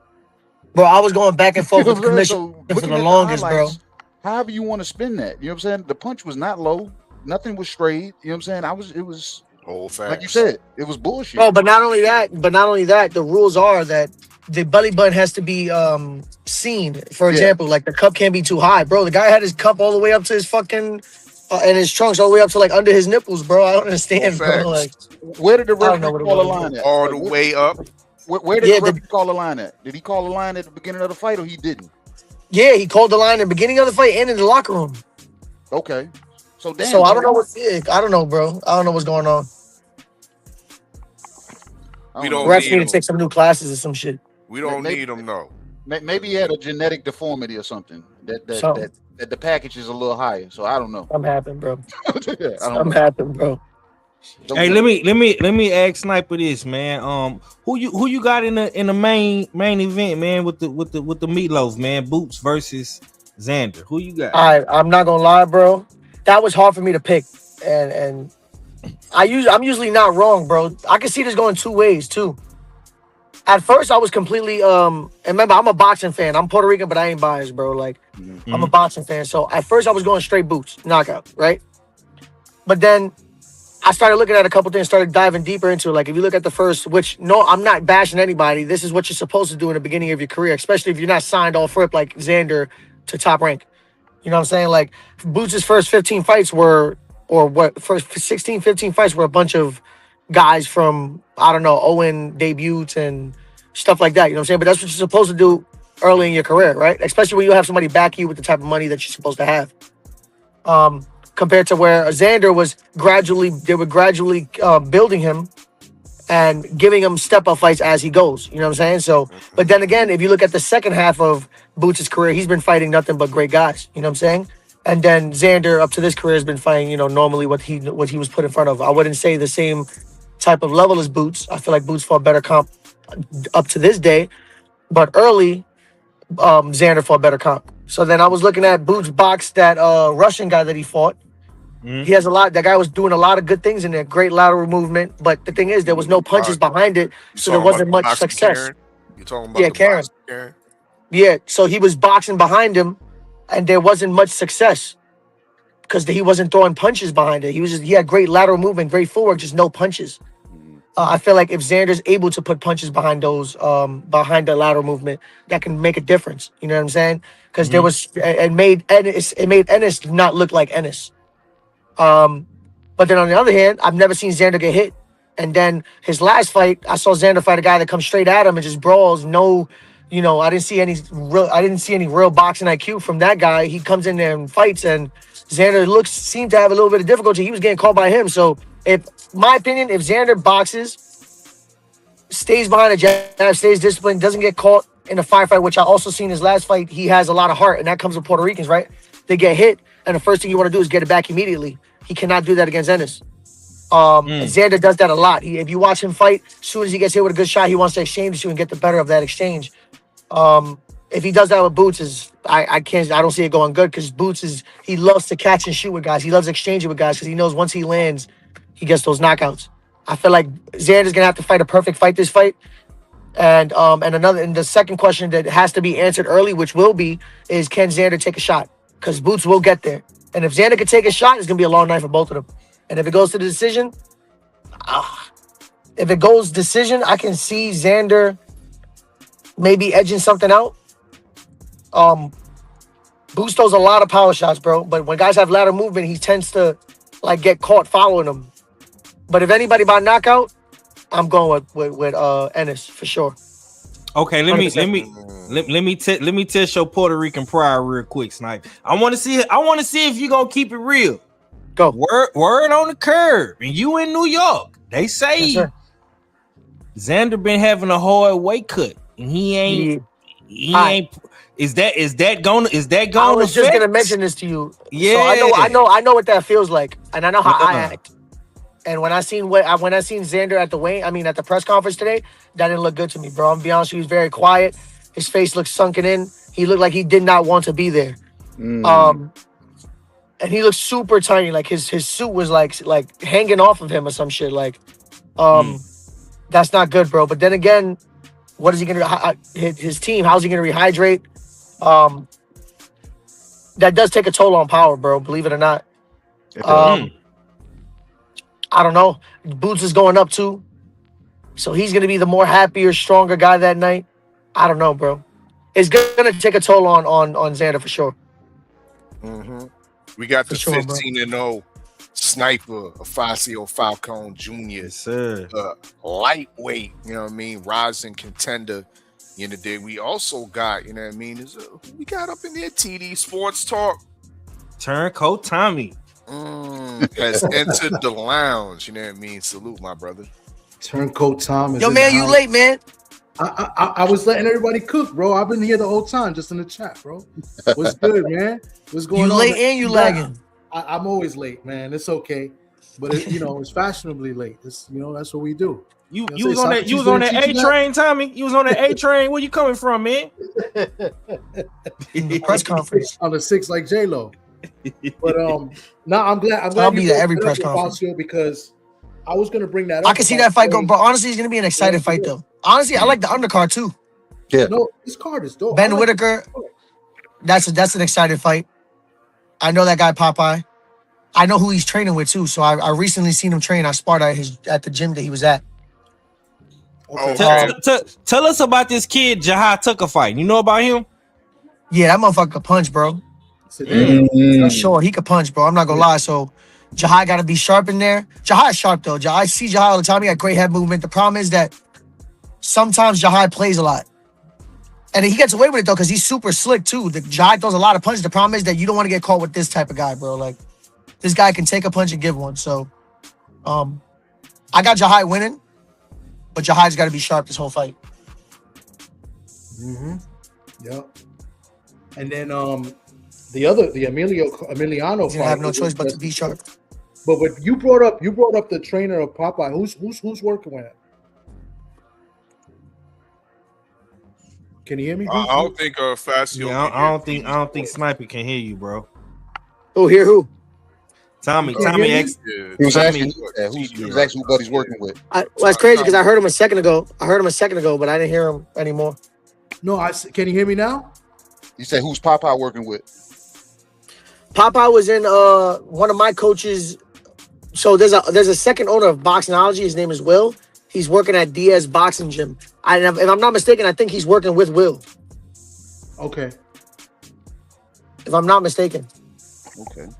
Let me ask you this real quick, bro. Speaking of, since we're on the topic of Popeye, what are his chances against Ben Whitaker? A lot of us don't think very highly of Ben Whitaker. I think, bro, you gotta think about it. Okay, promotional wise, bro, let's look at the landscape, right? I'm thinking business now, right? If I'm bringing a guy from the UK to have his US debut and I want him to be a superstar, what do you need him to get? A knockout. Simple as that. And I feel like this guy's tailor-made for that. Popeye's older now. I haven't heard of Popeye. The first time I heard of Popeye was when I was like 19, 20. We was fighting on similar cards in Florida and Orlando and all around the area. That's when I heard of him. Now he was in Star Boxing fighting a couple times. I haven't heard from him in years. So now that he's coming back, Popeye got power. You know, he's a brawler, but with a counterpuncher who's as flamboyant and popping and on the high right now, I see Ben Whitaker maybe early stoppage rounds 1 through like 5. Because Popeye gets reckless, bro. He does get reckless. He definitely gets reckless. He's been in there with better opponents. I mean, he was in a close decision against Badu Jack. Can he hear me? Yeah, he can hear you. He's saying he's been in there with some good opposition. Guys such as Badu Jack. You know what I mean? But when? What year was that? Yeah, it wasn't recent. Yeah, it wasn't recent. Badu was in his damn 30s probably still. Yeah, but that was at cruiserweight. That was at cruiserweight, my dude. He's looking good at 175. Yeah, Facio, I'm telling you. But you might be right. I haven't seen him. I haven't seen him fight in a long time though. He might be tailor-made for Ben Whitaker to look good for his US debut. I low-key had that in the back of my mind myself. You gotta just think about a promotional aspect. If I'm gonna bring my fighter to New York to fight on one of the biggest cards of boxing, and this is his debut in the US, and I want him to be a superstar as he is over there in the UK, you need a knockout to start it off. I mean, but Eddie Hearn hasn't had the best track record of matchmaking. I agree with that. Yeah. I agree with that. I do agree with that. American matchmaking. I just feel like he can't get reckless in there with a guy like Ben Whitaker. Ben is too slick for it. Like, I watch him box a lot, bro. It's not easy even to make a bum miss. It's not that easy. You see a lot of guys recently getting dropped by bums. Like, so that's what I'm saying. Like, it's not easy to get those guys out of there. Yeah. I agree with what Sniper is saying. I think Whitaker gonna starch this dude. For sure. That's just me though. That's just me. That's what I say. I don't know, man. Popeye might show up, man. He might show up. Everybody got no. Popeye's gonna show up and he's gonna give a great fight. I'm not saying he's just gonna get. I just feel like Popeye sometimes he's very reckless. Like he's so like going for the one-hitter killer that he's gonna get him caught in between that. Like but with a guy like Ben Whitaker, does he hit hard enough to be able to pull that off? For sure, yeah. Okay. He got to punch his chance for sure. Hell yeah. Well, here's something that a lot of people don't know, and I. Oh shit! I hear him now. Okay, yeah, a lot of people don't know, and I just found this out yesterday from Rich Mancuso. You know, he's promoted by Joe DeGuardia at Star Boxing, right? Yes. And Star Boxing, Joe DeGuardia, has his own show the same night. Oh shit! So I mean, yeah. So it's like I guess he's just getting thrown in the fire because Joe's not going to be there. Usually Joe's at his fighters' fights. You know what I'm saying? But he's got his own show in Long Island on. But maybe Joe's just letting somebody run the show because he has to have some type of assistance or something. Like this is bigger than all his shows, to be honest. Yeah, no, I know that, but real quick, he's fellas, putting his real own quick, shows. real quick. Like I mean, that's kind of weird. But real quick, fellas, we got another fighter in the house. We got that guy Ishmael. Oh shit, my boy. Hey, what's going on, guys? What's going on, bro? What's up? My guy. We got your boy Ofacio on here, man. What's good, Ish? Hey, what's going on? Okay, everybody can hear everybody. Welcome, Ishmael, bro. You know what I'm saying? Welcome to the damn US6 Sports Entertainment open mic. You know what I'm saying? We brought you on. You know what I'm saying? Thomas Nev sent you the link. You know what I'm saying? We want you to talk about some things that we got on the menu and potentially, you know what I'm saying, tell us some more about yourself. You know what I'm saying? So Absolutely. Go ahead, our fella, give them the menu, you know what I'm saying, in brief, and you know what I'm saying, we can see where we can go from there. Bro, salute, brother. Salute, Ishmael. You know what I mean? Thank you for pulling up to the open mic lounge. But on tonight's menu, what we was actually just serving up, we was what was we serving up? What was we? Drawn Eddies versus Saturday's meatloaf. We was serving on the cooking on the meatloaf. I don't know if you like meatloaf, you know what I mean, but meatloaf is one of those foods that many of us on the panel, you know what I mean, we've been in love with, but nobody talk about. You know what I mean? It ain't been talked about in a while, you know what I mean? And this is how we kind of feel about the Boots and his Xander Zayas fight, you know what I mean? This whole card has kind of been put to the back burner. It's almost like feeling like it's leftovers, as KG said, wrapped up in aluminum foil, put back to the back of the fridge, you know what I mean? We reheating that up, you know what I mean, this evening, Ishmael. What do you feel? What do you think about this Jerron Boots and Xander Zayas unification at 154? Do you got Zayas or do you got the Phenom and Jerron Boots and it? What say you?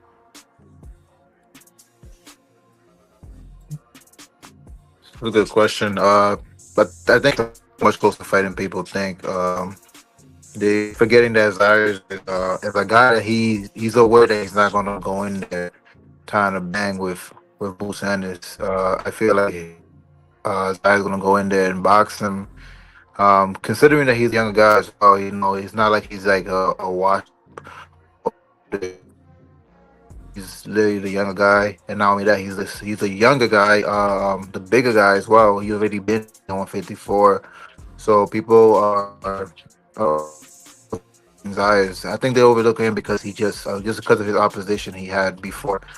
But I think I should really look at it more at a boxing technical standpoint rather than just he Boots is gonna go over there and knock him out.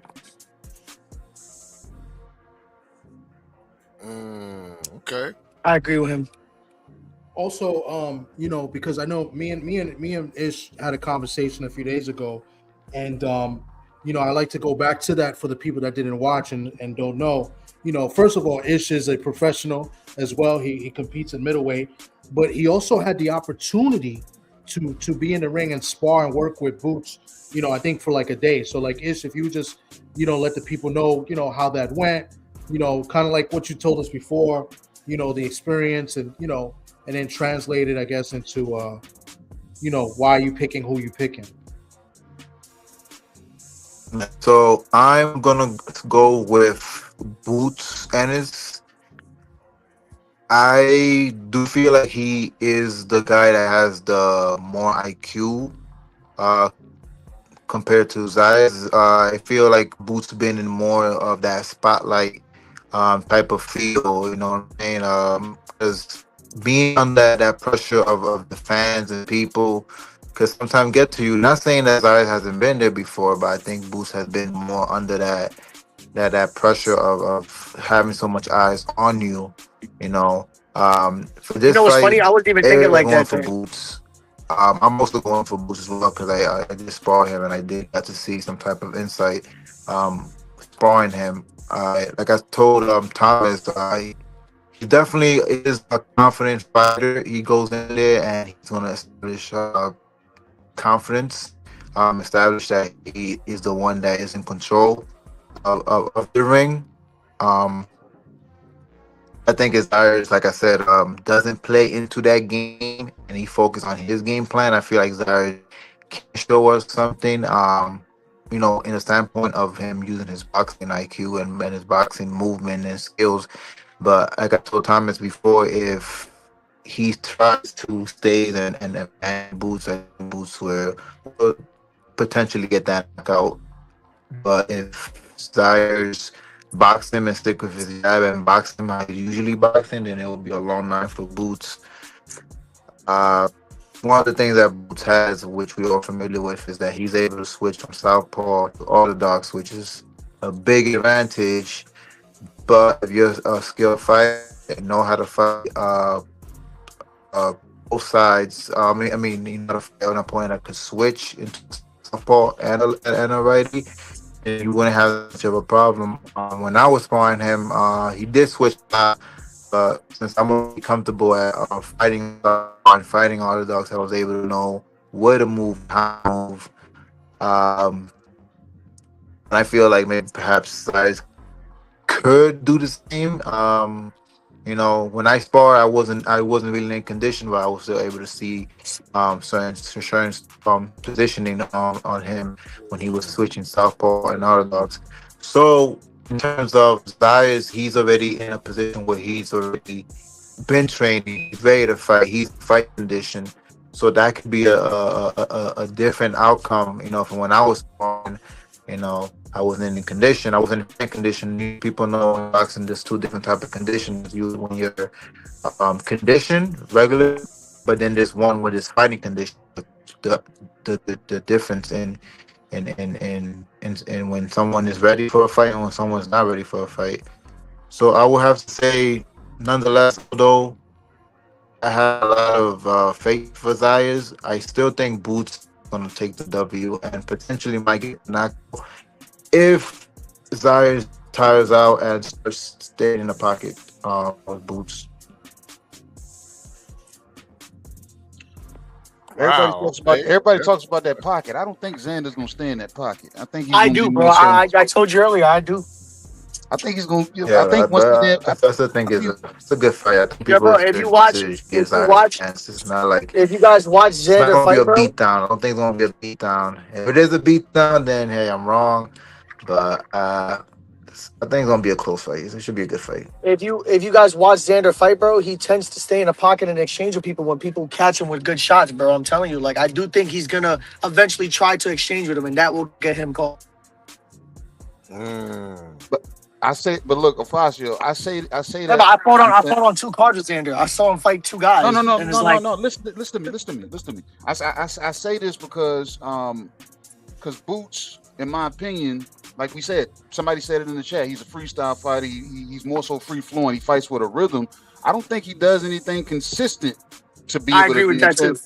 Yeah. So like if he cracks Xander, I can see Xander looking to get that get back. But I don't think it's gonna be you hit me, I hit you, you hit me. And I don't think it's gonna be an exchange like that. I think if Xander's able to get his get back, did you see Xander's last fight against Abbas Baruch? That's a different guy. Yeah. Yeah, but it's a guy that comes forward and just wants to exchange with you. And there was a lot of times that Xander he stopped and stood in the pocket with this man when he could have just been fighting an easier fight, boxing him. That's true, but you see what I'm saying? It's like, but we know Boots is gonna be chasing for counters and stuff. So I don't think Xander's gonna put himself out there too much, knowing that's what the game plan is to avoid those counters. And Sniper, you low key shortchanging Abbas Baruch. You know what I mean? 'Cause you just acting like the man was just coming forward. He was giving us some educated pressure. Come on now. No. He was, but Yeah, what I'm saying is like it was a guy that was same man. This is the same man that watched Joanna's Tellers. Huh? True that. You know what I mean, so that was a good win for but he definitely gave some seasoning to Xander Zayas. I think that this is all good for him instead for this fight right here with Boots Ennis. I feel like just Boots' speed, Boots' power. I feel like his elusiveness is something that, like, Xander's past opponents he has not given him yet. Besides the toughness, because that's what this guy, his last fight, I think that's what he took from that fight, because that guy was tough. I think it's safe to say that for both fighters, this is their best opponent. 100%. You know what I mean? 100%. Thus far, you know what I mean? So this is a good. You ain't lying. If I was Xander, lateral movement, bro, and just punching and offsetting, because like you said, he fights off a rhythm and offsetting his rhythm. Right. You have to use lateral movement between that though, because if you stand there, I wouldn't like to see him exchange with Boots. I think he can improve upon what the boxing Karen did to Yes. Boots' first fight. Which what I thought was he just didn't punch. That's really what it was, in my opinion. I feel like the guy didn't throw punches. Like he was doing good movement. There was just no counters when for example, when Jaron Ennis's feet crosses when he's moving laterally. When he was changing direction or giving him foot feints. How Jaron Ennis's feet was crossing each other. Because he does that a lot. I think Xander's, you know what I'm saying? I'm gonna piggyback on that. I don't know if you guys can hear me though, but yeah, we can hear you. Yeah, we hear you. Oh, go ahead. Yeah, we hear you. Hold on. I did notice that too in the sparring. I would say that's one of the weakness that if Xander's does see it, that Boots tend to cross his leg a lot, especially in the southpaw position. Could be a long night, but again, with Boots, he's fast with it. So the thing is with him, he does cross the leg, but he's quick, so he readjusts himself in a position where he's not off balance. Yeah. But if you're someone that's pretty fast and can time that leg in cross, usually it's when is in a southpaw position. From what I observed. Were you able to capitalize on that, Ishmael, when you were sparring him, knowing that that's when he was crossing his ankles? Did he freeze? You hear me, Ishmael? I don't think he can hear you. If you can hear me, fall out and fall back in. Come out of the stream and come back in, because KG was asking you how that work was. Was you able to cross him up in sparring? If you was able to cross up Boots Ennis in sparring. So yeah, fall. I don't know if this is on. Fall Honestly, I can't even hear anything. Damn, you can't even hear anything. The stream. Yo, Milo, I hear you. Hey, can you hear me? Yeah. So what he's saying is, were you able to capitalize on Boots when he crossed his feet? No, because he was quick. He was quick with it. He was quick. But I did see it. That's what I said. If it's someone that's in shape like Zayas, which he should be in shape, he'll probably be much faster than I. But I did see it. But again, like when somebody's paying for a fight, is different. Yeah. But someone that's prepared for a fight and paying attention, like when you're locked in for a fight, it's a different ball game. But I was able to see it, so if I'm able to see it, and Zayas should be able to see it too. He's champion. He does have. He's not a dumb fighter. He's a very smart fighter. So I'm sure he sees it, and I'm sure he saw it before in other fights. So he should know. That's what's up. You know what I mean? Pardon self to everybody, you know what I mean, that's listening. Apologies for the technical difficulties with this stream. You know what I mean? But you are now listening, or you was just listening to the middleweight contender, you know what I mean, Ishmael Villarreal, 16-3 in the dig with 12 KOs. You know what I mean? Big up to him. That pulling up to the lounge once again, you know what I mean? Speaking on this, you know what I mean, this Boots Ennis, Xander Zayas, unification, this great tasting meatloaf. You know what I mean? And we also got some side dishes on the meatloaf, you know what I mean? Of course, the undercard is quite tasty. We got some corn and some mashed potatoes in the form of Emiliano Vargas. I don't know if you're familiar with Emiliano Vargas, but I would love to hear your opinion about him. Or if you want to cook on Popeye, the Sailor Man, Richard Riviera, who's going to be inaugurating or ingratiating Ben Whitaker with his American debut. You know what I mean? On the undercard. You know what? How do you feel about that fight?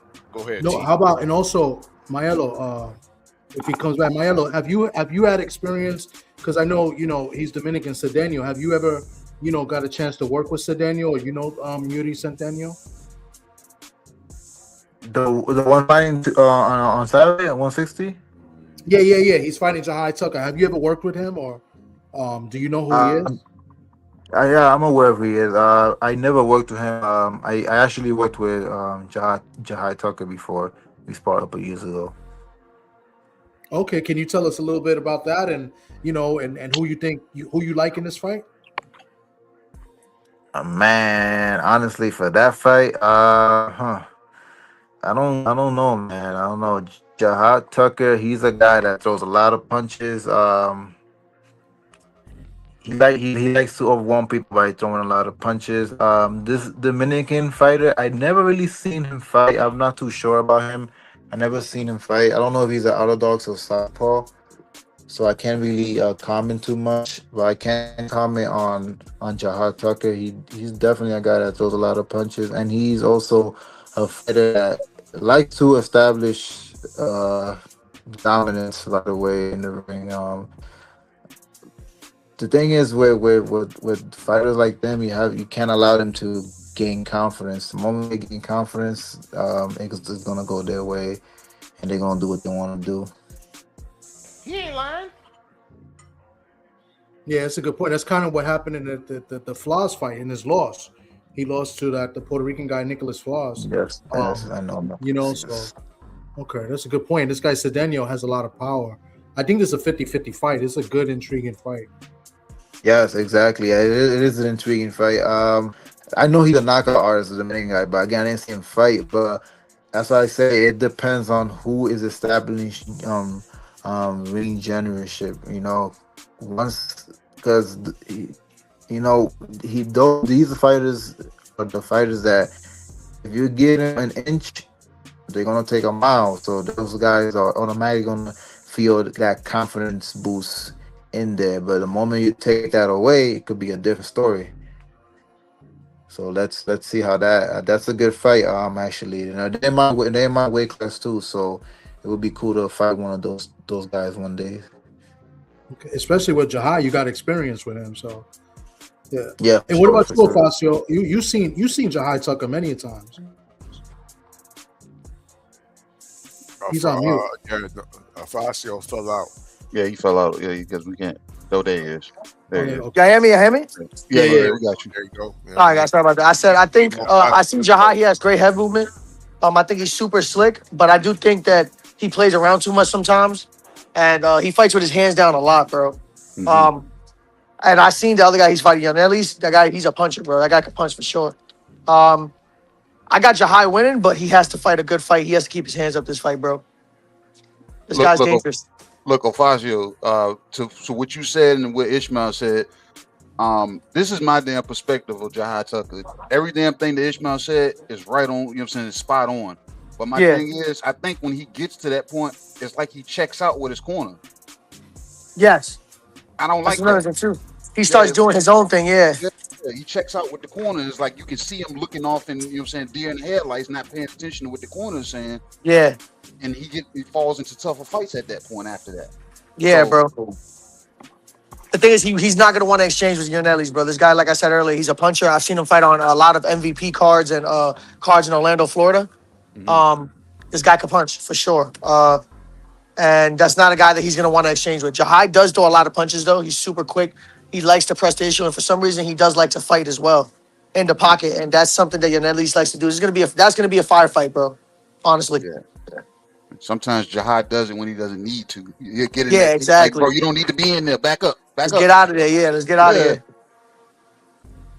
You guys, he's slick enough to do it. I just don't think that. I don't think he should be in the pocket with this type of guy. I think he should just go in there, fight, box like how Jahai does. Keep his hands up, be disciplined. Because this guy's coming for his head, bro. And this guy looks super confident too. He's super quiet. Yeah. Those are the guys you got to watch. Facio and Maelo, y'all know that what Socrates calls. He said that Jahai Tucker's mom must have got a check when he was when he was what? I said that about Jahai Tucker and damn Elmo Williams. I said, bro, these damn dudes grew up in the same household. Wait, when he was what? Because he got a check. Yo, Socrates retarded, bro. Got him coming, yes, sir. Socrates crazy, bro. Yo, he told me that, and I started dying, man. But he's right though, man. The way he fights sometimes, bro. I'm not gonna lie, bro. They fight like silver tooth kids, you know. But yeah, bro. But he is super slick though. I'm gonna tell you that. He can box. I just think that he's gonna have to be more disciplined when the fights get tougher, bro. Because these guys are coming for his head. Guys that know how to get there, how to use their jab and stuff like that. You know what I'm saying? So he's gonna need to be disciplined in this fight. If not, he will get caught, bro. And the question is, will he be able to take in at least his punches? And if he can, then it's gonna be the same old Jahai going in there, throwing a bunch of punches, looking, being a showman. Indeed. We got the lightweight rising contender, the sniper, Facio Falcone Jr., 15-0. You know what I mean? We also got the middleweight contender, Ishmael Villarreal, 16-3, 12 KOs, power punching, you know what I mean, in the open mic lounge, you know what I mean? We gonna steer you away from the other topics on the menu, such as the topics that are associated with the promotional companies, you know what I mean? Because of course we don't want y'all to break down that. But I would like to hear y'all's opinion on the heavyweight landscape. One of the topics on tonight's menu was called the sour cabbage. You know what I mean? The sour Ukrainian cabbage in form of Alexander Usyk, the current unified heavyweight champion, y'all. You know what I mean? In my opinion, the man's been stalling out the heavyweight division. You know what I mean? Ajit Kabayel, undefeated interim WBC champion, has been patiently waiting for his shot. You know what I mean? We ain't need to see no Rico Verhoeven fight over there in the pyramids. That means there was other business to be tended to, and Usyk hasn't come to it yet. You know what I mean? He's been stalling now. Now we hearing rumors of this man talking about he's about to retire. You know what I mean? About to retire instead of defending the belts against Ajit Kabayel in Germany, where they could sell out 65,000, 70,000 people. You know what I mean? What's your thoughts on Alexander Usyk? You can even bring it on back to that Rico fight. Do you feel it was some skullduggery and some fuckery that they stopped the fight early on Rico? How do you feel about him possibly retiring with this kind of looming, Ajit Kabayel looming? Do you perceive this as a duck if he retires? What do the brothers think? What do the fighters think? You know what I mean? I'll start with you, Ishmael. With Usyk planning on retirement, Yeah, I, before fighting Adric Caballero. What do you think? uh, well, I mean, I don't see it as a duck. I don't think he's ducking.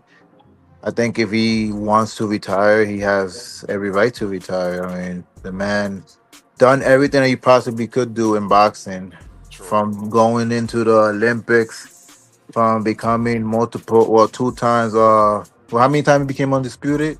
2 times. 2 times, yeah. 2 times. Cruiserweight, heavyweight. Undefeated. Yep. Fought everybody once he moved up in the heavyweight. Fought everybody that he had to fight. The guy is 38, 39. Yep. I don't think him retiring, wanting to retire, is a duck. I mean, I think it's very justifiable. He has every right to retire. Yo, this man giving us some facts Although, right here. it was kind of lackluster, his last performance, anticlimactic. Um, I still think he has every right to retire. At the end of the day, I don't think he's ducking anyone. He never ducked any smoke.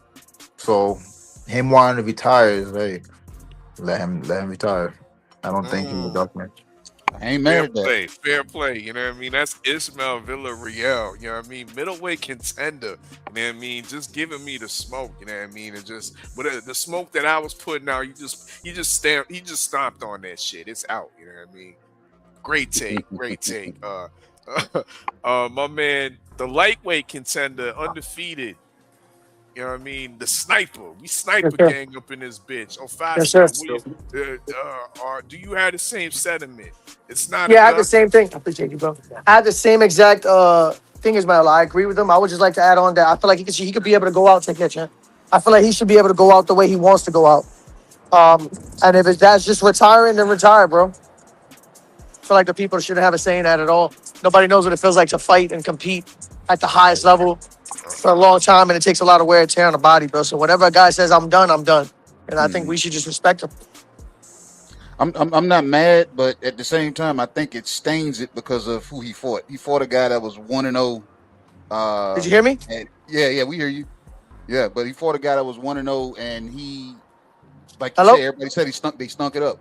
So if anybody can talk to a flash, tell him we can hear him. Yeah, he can hear you. We can hear you, but I don't think we hear KG. I hear you guys now. Right now. Okay. Yeah, KG speaking right now. Go ahead, KG. But yeah, I think he stunk it up a little bit. That it kind of dampen it where he can make that decision now. It's like you got to fight somebody on the way out now. I got to see you fight somebody on the way out. And I hate to say that because, like you guys said, he's done more than enough to go ahead and hang it up, man. But that Rico fight, that it left a bad taste, man. It did. 503. What you got to say on Usyk? You know what I mean? Nah, I agree. I agree with the homies. He don't really have to fight Caballero if he don't want to. You know what I'm saying? Because his legacy is overly solidified at this point. 2-time undisputed, clean thought, cruiserweight and the heavyweight division. Caballero is an up-and-coming guy. He has been patiently waiting, and I give him credit for that. But this is Alexander Usyk. We talking about the baddest man on the planet in the heavyweight division. Remember, he was the one that took down Tyson Fury twice. Nobody else has done that. You know what I'm saying? But Caballero, I think Caballero deserve a title shot for sure. He definitely deserve a shot at the title, but is Usyk gonna be forced to give it to him? No, he's not. It is what it is. And that's just the God honest truth, bro. I really feel bad for Caballero because he did get skipped by this Rico Van Heerden guy. And like KG was alluding to, it definitely left a bad taste in the boxing fans' mouth with this fight. You know what I'm saying? So it would be nice to see Usyk right his wrongs and fight Caballero, but does he have to do that? Are we gonna look at Usyk any differently than we already look at him if he don't fight Caballero? No. 100%. I agree. We're not gonna look at him any different. I beg to differ, my brothers. I beg to differ. I know there's gonna be a lot of brothers out here saying that this is a major stain on his legacy, that he essentially needed help from the referee to get the stoppage against a guy that was 1-0. You know what I mean? Yes. He been stalling and low-key ducking Adji Caballero when he's been patiently waiting for his shot. Nobody wants to you don't want to get the email to get your first championship, Ishmael. You don't want to get the email to get your first championship, Sniper Falcone. No. You want to earn that shit in the ring. Am I wrong? Or am I reaching? Adji, he wants to earn that shit in the ring. He wants to snatch that shit, not with his bare hands, with some wrapped hands. He don't want that email from Mauricio Suleiman saying that you the full WBC champion. Give this man his shot, Usyk. That's all I'm saying. Y'all got a point that the man's entitled to retire, but I don't know, bro. I'm kind of questioning. He's calling it a duck. I'm calling That's it what duck, you're saying, bro. That's what I'm saying, bro. I kind of am calling it some duck sauce. You know what I mean? There's some duck sauce on the sour cabbage from Ukraine. That's what I'm saying right now. You know what I mean? But then, guess what? I'm the same guy that's been putting Usyk on my pound for pound list. Yeah. For years. And if he beat Caballero, critical. I gotta be overly critical, and I gotta side with my Hotep brothers that are shitting on Usyk right now. You know what I mean? Come on now, dog. Come on, man. Yes, I need to see one more good job. I need to see one more project completed before you retire, my brother. That's all. You saying that right now. But if he beat Caballero, then you're gonna say, "Oh, he need to fight Moses Otoma." It's never gonna change, bro. Honestly, I don't think that stops with Ain't anybody. nobody thinking about no Moses Otoma. Yeah, okay. Yeah, yo, he needs some seasoning. We gonna see what them seasoning do when he fight Hergovich over there. You know what I mean? That's just like motherfuckers with Terrence Crawford. Terrence Crawford just beat the man in boxing in Canelo. Motherfuckers is still saying Terrence Crawford need to go and fight Boots, bro. Listen. It's never enough, bro. I was the same one that was saying that Alexander Usyk should have rightfully retired after he had knocked out Danny Dubois for the second time. What'd he do? He came back for the greed and the money. Greedy belly. Yeah. He named somebody Greedy Belly, and then he turned into it. He came in fat, out of shape against Rico Verhoeven, and now we're questioning his legacy. Me and my Hotep brothers standing on you on your own, bro. You on your own. No, I got peoples behind me. It ain't me. It ain't a bullshit. A bullshit. A bullshit. A bullshit. Is you in shower over there? Listen, man. Listen. That it to me, I hear what everybody is saying, and I agree to a degree about you know it's his career. You do what you want to do, but I'm gonna look at it as a little bit of a duck because of his last performance. He didn't look good, man. He looked really bad, except for like the last 2 rounds, bro. And then to retire off of that, it looks a little scary to me, man. So I think I'm in between, and I think it's a bad look. I think he should be given, Caballero his opportunity. Caballero's been patiently waiting, just like everybody finally gets the opportunity. Just like at one time Usyk got his opportunity after waiting. You know what I'm saying? So I think he needs to give the guy who I believe is the biggest threat to him right now. An opportunity. Give us a fight we want to see. The biggest threat. It to him right now. Who's the biggest threat? Who you think somebody else a bigger threat than Caballero to him? Facts. You think there's another guy that's a bigger threat? I don't think nobody a threat to Usyk, honestly. I didn't say, but that's not what I said. I said the biggest Did you threat. not see the Rico everybody fight? else, basically. Rico threatened the fuck out of that nigga. Yeah. Oh, fella, you true. just said the man came in fat and out of shape. He wasn't even ready, bro. It's still a bad look, bro. He didn't take Rico serious, man. As a pound for pound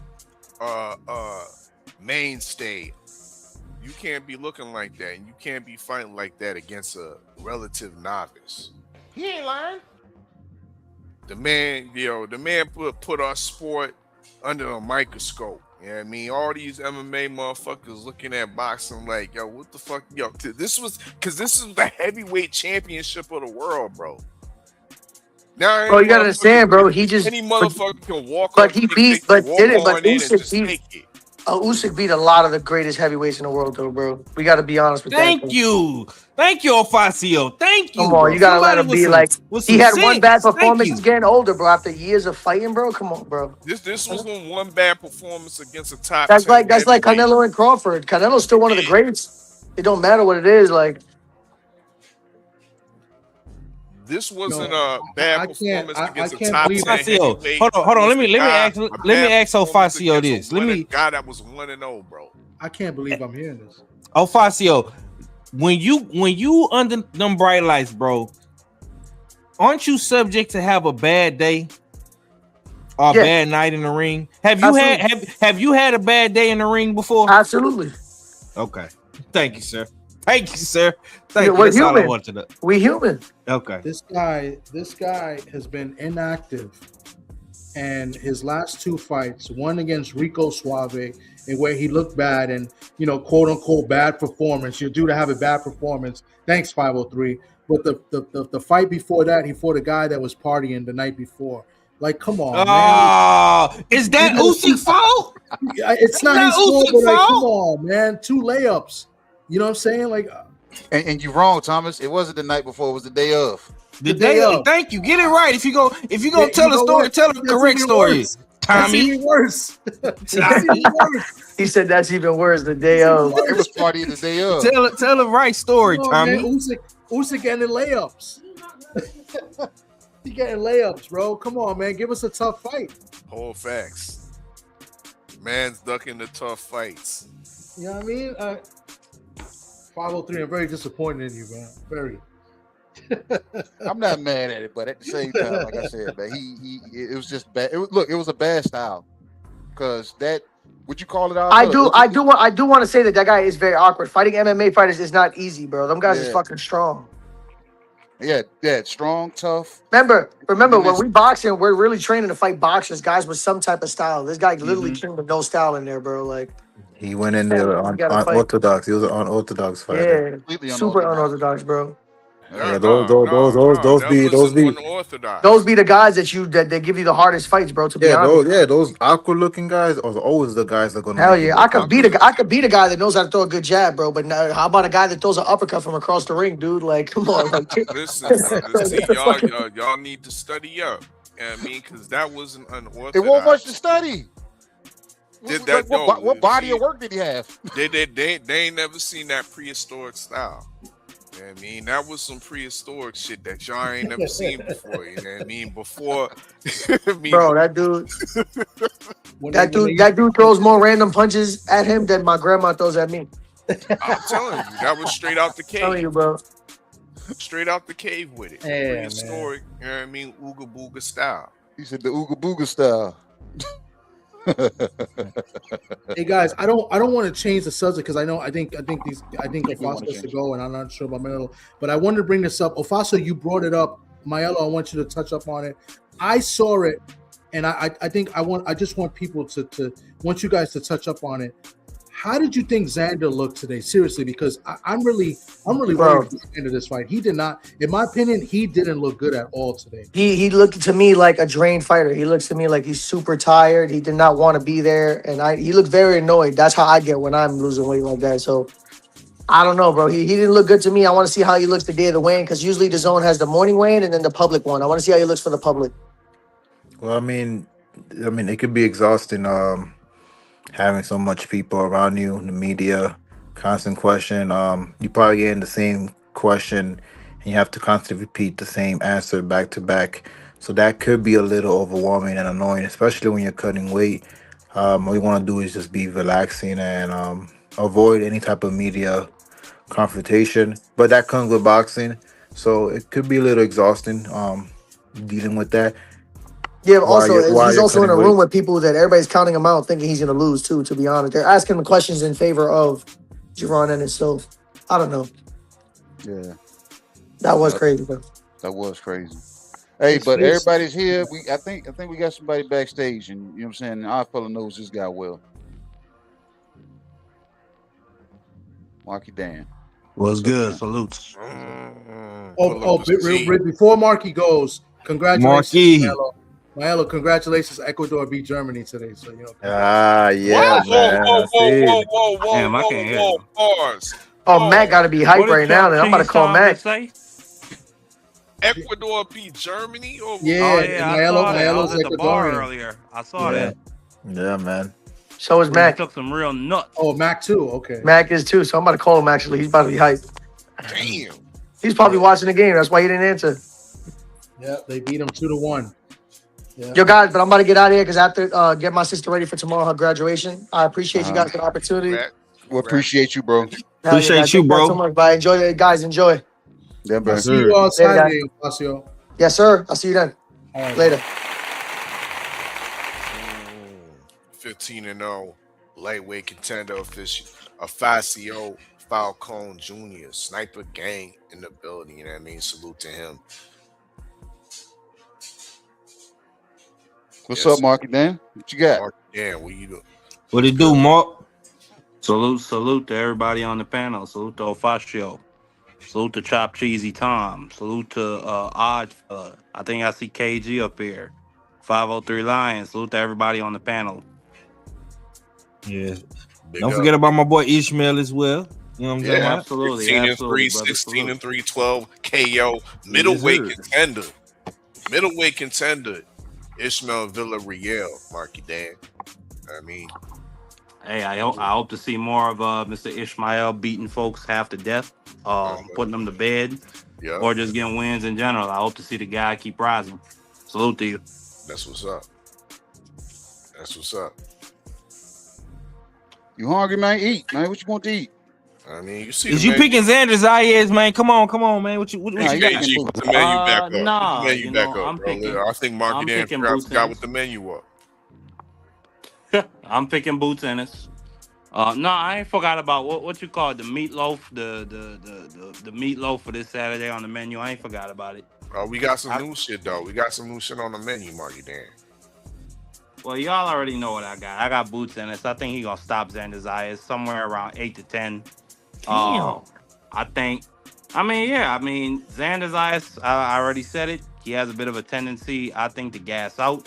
And then, I just heard the inside info from Chop Cheese Tom and from, I think that was Ofacio or Ishmael talking, saying he looked a little drained. That just adds to my point. And I got friendly 50s out there for whoever wants the friendly 50 bet. But what else is on the menu, nigga?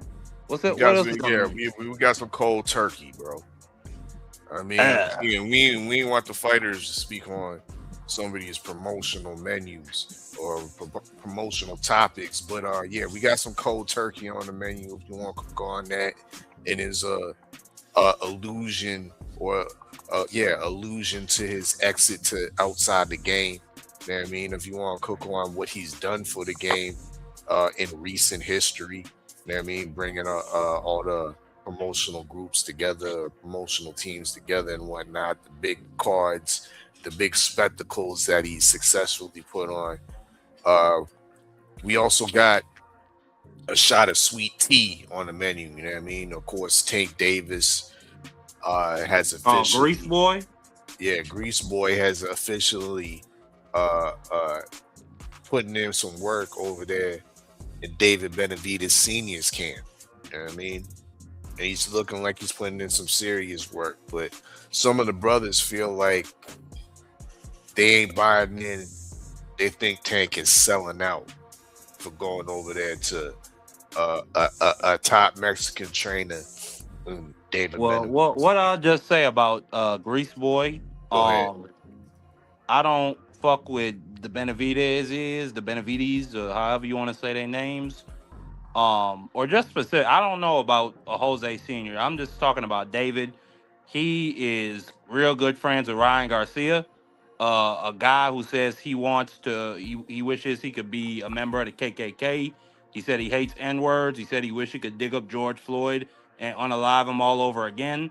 So, no, if that's your friend, so on top of the fact you projecting that on Benavidez Senior, bro? Absolutely. Okay. Would you be friends with somebody who's saying stuff like that? No. Exactly my point. Like, I love Chopped Cheese Tom to death, but if he was Mexicans stick together, man. You know that. Yeah. Viva la raza. Exactly. Listen, I ain't got no problem with that, but I'm gonna stick with my own. And listen, if Tank Davis decides that those are his people, God bless him. I wasn't messing with Grease Boy from the beginning anyway. I never liked that guy, to be honest. Who really is his people? Because every time I look up, I see on these interviews Coach Kenny and Coach Cal running their mouths. So who really is his people for real? I don't know. He fired the black trainers, and he went and got some south of the border help. And God bless him in those pursuits. Whoa. We can't do that. We can't be inaccurate. See, Marky Dan always goes, he take it too far, bro. I think it's took it too far. Benavidez Senior's camp is inside the United States of America. You know what I mean. Come on, you know what I mean. And I lived in Phoenix, so yeah, it's in the United States. Yeah, man, you go too far, Marky. He got some trainers that are of Mexican descent. That's all I mean. And ain't no problem if you want to get some. If you get a trainer that's of Mexican descent, you got some really good ones. But just do you have a problem with diversity, Marky? Absolutely not. Nah, absolutely he not. On the fact that he friends with, you know what I mean, Riri. I don't got. I like what's the name of that boy? That man, Ishmael Salas. I like him.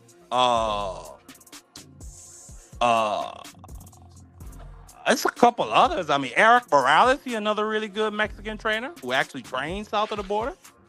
I like you not naming the best Mexican trainer of them all, Marky. Robert Garcia. Juice Master. He can't. I'm talking about the bull, Robert Garcia.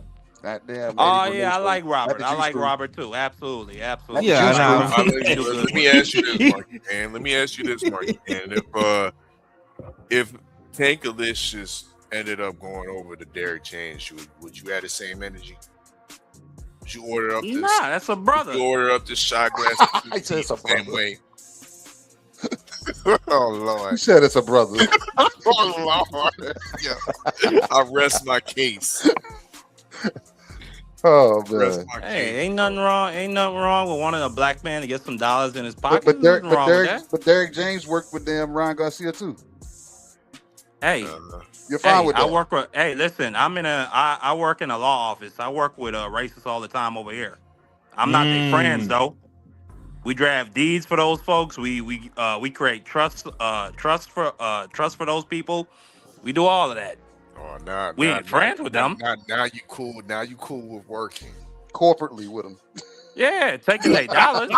Not being I talk crazy as hell. Taking it and having my kids take pictures with them. Hell no.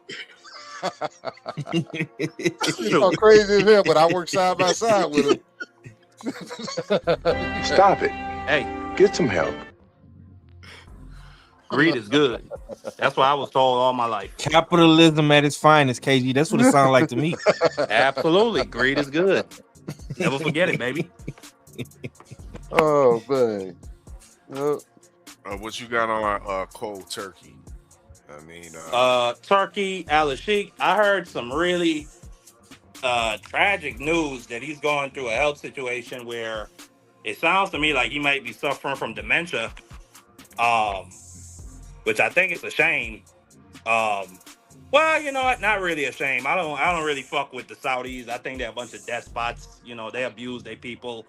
They kill journalists. I don't really fuck with them that much. But Turkey, Mr. Cold Turkey, respectfully, I love what he's done for the boxing game. He gave us a lot of great fights. You know, Tyson Fury versus Usyk, that's one of the greatest experiences of my entire life. Like that. No, the Eagles winning the Super Bowl and then watching Usyk put hands on Tyson Fury in that first fight. It's like that's like 1 and 2 to me. It's like it was just so amazing. I wish I had a camera on me because I thought Usyk was gonna get stopped. And then Usyk came back and had this man hurt, wobbling around the ring. My mother was watching it. She hates Tyson Fury. She was screaming for Usyk. Like, I've never heard my mother say some of those words. The way how she was cussing and cheering for that white man to put hands on Tyson Fury. It was beautiful. And then all the other great fights, man. Yeah. Yeah. Like then we got Abdullah Mason. His first title fight, he gave us Devin Haney versus Brian Norman. He gave us Canelo Bud. Gave us a whole other smattering of fights. You know what I'm saying? So I just tip my hat to Cold Turkey, you know? And I am Captain Zufa, Chop Cheese Tom, aka Pastrami on Rye Boy Tom. He knows this. I love Zufa. But more than that, I love the UFC. I love the model of the UFC. I love the fact that in the UFC, the champs don't get to take any soft touches. You got to fight one of the top 3, top 5 contenders in your division. You have to. And to even get a shot at the champ, you got to earn it. You can't just have like some good political or promotional backings to get a shot at the champ. So I would love for that type of model to come to boxing. At the same time, I'd also love, you know, for the fighters to become one collective, just like what we see in other sports leagues with their unions, so that they can make sure that they are compensated handsomely for their services and that they don't get abused and extorted. You know what I'm saying? And that they don't have to go through a 20, 30-year process of what you're seeing with the UFC fighters now. They're finally getting their protections because of the antitrust lawsuits. The one that just got settled and the one that's going to be settled probably in the near future. Unless from what I heard, I just saw a report from the Wall Street Journal that Donald Trump's DOJ is actually trying to quash antitrust lawsuits. So, I don't know. Dana White may get away with that one too. But, hey, we're going to see what happens. But, overall, Turkey, I feel like he's good for the boxing game. I don't think he's good for the old establishment of boxing. I understand why they hate him. Like, he's coming in to destroy their whole model. So, of course, they want him gone as soon as possible. But, hey, I love the Turk, man. I love him. As I just said like 3 times, I love him to death. And I hope that, you know, in the bottom of those Saudi labs, because, you know, they got laboratories and shit. They be doing human testing on human beings and stuff. I hope Turkey can find a cure to his dementia before his brain rots away. But, yeah, that's what I got in the Cold Turkey. Good. How old is Turkey? Because that's what I was wondering. I think he's in his 50s. I mean, Marky, you should know this. I don't know how you love this guy to death. That's you not know how old he is. You didn't even know you want to salute him on his birthday. And Marky Dan. Hold up. Speaking of saluting, big up. He's 44. Big dog Willie. He's younger than me. Huh? Yeah, I said he's younger than me. And I'm telling you, Marky Dad, if you care enough about this man, you need to tell him he need to work on his diet because he must be cooking a lot of food in aluminum if he got dementia. Man, they be eating camel hump over there. That's that good fatty meat. It ain't good for the aluminum that they cooking it in ain't as detrimental to his health. Yeah, because dementia, Alzheimer's. Yeah, I work in a hospital and I know just about every stage of it. So if he's already there clipsing that, and then they say they possibly have I a don't tool in there. specific. I don't know specific. I'm not no doctor. I just heard like the quote he said that in 2 years he might not remember his own name. So I'm just, That's crazy. Damn. Yeah, that has to be dementia. His brain has to be rotting. So Now, Marky Dan, if that does happen, the memory he does have, do you think he's already setting up his predecessors? You know what I'm saying, somebody that's going to, you know what I'm saying, fulfill his shoes? I don't know. The Al Sheikh family, which is from what my research I've done, it's like the second royal house of Saudi Arabia. I mean, they probably they're so multifaceted. They focused in the gaming and electronic arts industry, oil, goddamn other sports like racing and soccer. So I mean, I don't know if there's anybody else that has the level of interest that Turkey does. I don't know. I would hope, but I mean, maybe he carves out a trust fund for Dana White and Zuffa to manage some of his wealth. You want to leave that in the hands of Dana without, you know what I'm saying, you being able to intervene? Like who intervenes and gets Dana off the ledge when, you know what I'm saying, it's teetering in the wrong direction? You know what I'm saying? Man, look here. Dana White is one half of what this country was built on. Misogynistic, women-beating, racist white folk who have an unnerving need to keep eating and building. That man is a shark. He's one of them old-fashioned 1950s union busters who come in with the thugs, with them billy clubs and break shit up when people want to strike. That's Dana White. And look, and it's then crazy. on the other, I was gonna say it's crazy how he started out carrying bags. yeah, he was like I told you the last night, he was the bag boy to the bag boy. Now look at him. We just had an event at the White House, had Marine honor guards saluting him. And you notice they didn't have no black folks in that audience. It was straight. The only black folk you saw were the help. Were the soldiers and the referees and the commentators. Outside of that, you saw no blacks. But what do you expect, Marky? You expect black people to be in the stands so somebody like you can point them out and say, look at this Uncle Tom or this damn Sambo in the damn crowd. You know what I'm saying? Because people, you're going to do that. And I had told people, I'm gonna just be honest with you. I'm gonna just be honest. As much as I hate the orange guy, I would have probably been that coon ass that was in that crowd. I would have probably showed up. Wow. To me. Damn, I love the UFC that much. That was a great card. He would have been there, huh? Oh, yeah, man. I gotta acknowledge that. Yeah, that's crazy. Hold up, let's take a pause. Hold up, let me take a pause in the action and acknowledge Big Dog Willie. I mean, y'all niggas was long-winded on the mic, you know what I mean? Big up the super chat, Big Dog Willie Khan, GOAT TWT 6939. I mean, for that super chat, salute to you, brother, as well. You know what I mean? Big up everybody that's pulling up. We live on multiple platforms, Smoke City Mobcast, TWR Presents on YouTube and Twitch. You know what I mean? And of course, the US6 Sports and Entertainment Hub. You know, dig. Salute. Make sure y'all smash that like and share that stream. Damn right. It's a usual suspect thing. We got 503 line in the building, the H-Town hard hitter. Make sure y'all go subscribe. You know what I mean? We got T Sports Talk, you know what I mean, that was in the building, or is he still in the building? Make sure y'all go subscribe. Pastrami on Ride Boy. And we got Marky Dan on the mic writing his out. You know what I mean? Marky Dan also got some channel on YouTube, you know what I mean? Make sure y'all put that link in the chat. You know what I mean, for the people to go subscribe to that. I know you get down with some political talks and whatnot. You had a live, I think, last Tuesday. You was last night. Yeah. Oh, last night you was putting some work in. So yeah, make sure y'all get down with some Marky Dan. You know what I mean, on his YouTube channel. Human cloning and shit. Now, whoa. Nobody ain't ordered the promotional platter, KG. Yeah, I know, because you know what I'm saying, because they want me to stay quiet. That's all. But it's What's fine. the promotional platter? What's the promotional platter?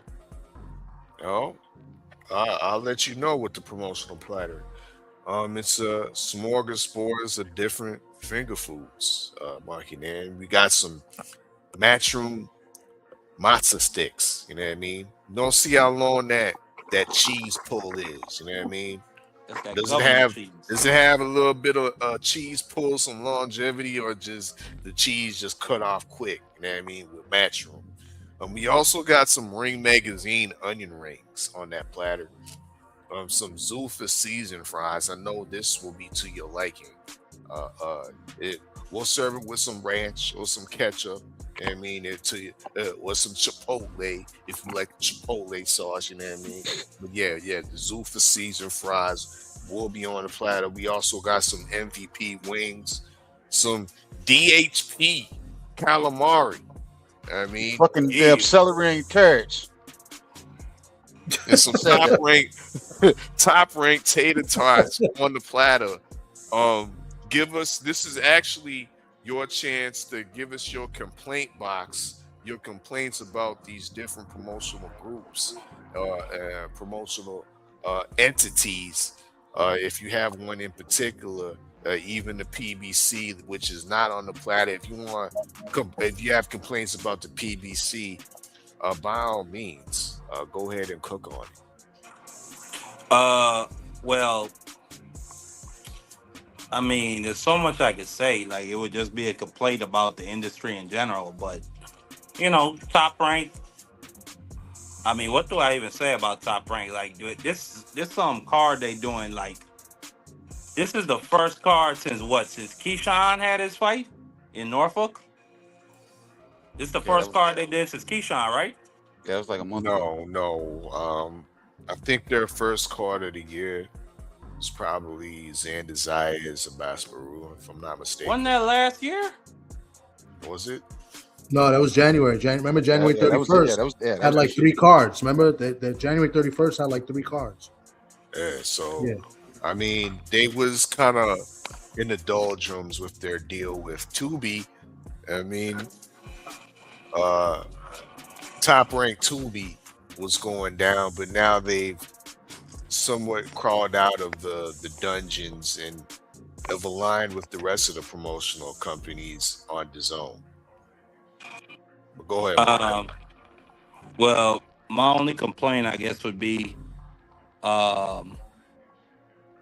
with all of them in different ways, shape, form, or fashion. I guess my only complaint is we don't get to see the marquee matchups enough. I'm happy about this one we're getting this weekend, but it's kind of like it's almost like a Christmas with boxing. It's almost like like a Christmas birthday type of thing where like you only get a gift, like you can only be excited twice a year. You know what I'm saying? Or like if even that. I feel like the big fights are way too spaced out.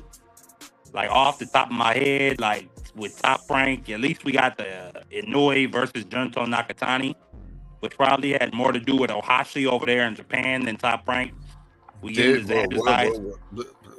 to put some respect on OG Turkey Johnson, old Cold Turkey, for investing in and putting that together as well. That was a Ring Magazine led or initiated card, not Top Rank. Ring Magazine card. He ain't lying. Absolutely. I mean, I just don't got much to say about the boxing promotions, man. It's like it's a pretty bland platter. I mean, shout out to Eddie Hearn. I mean, I just really don't got nothing to say about these niggas. You ain't got nothing to say. You ain't mad. You ain't mad at the PBC.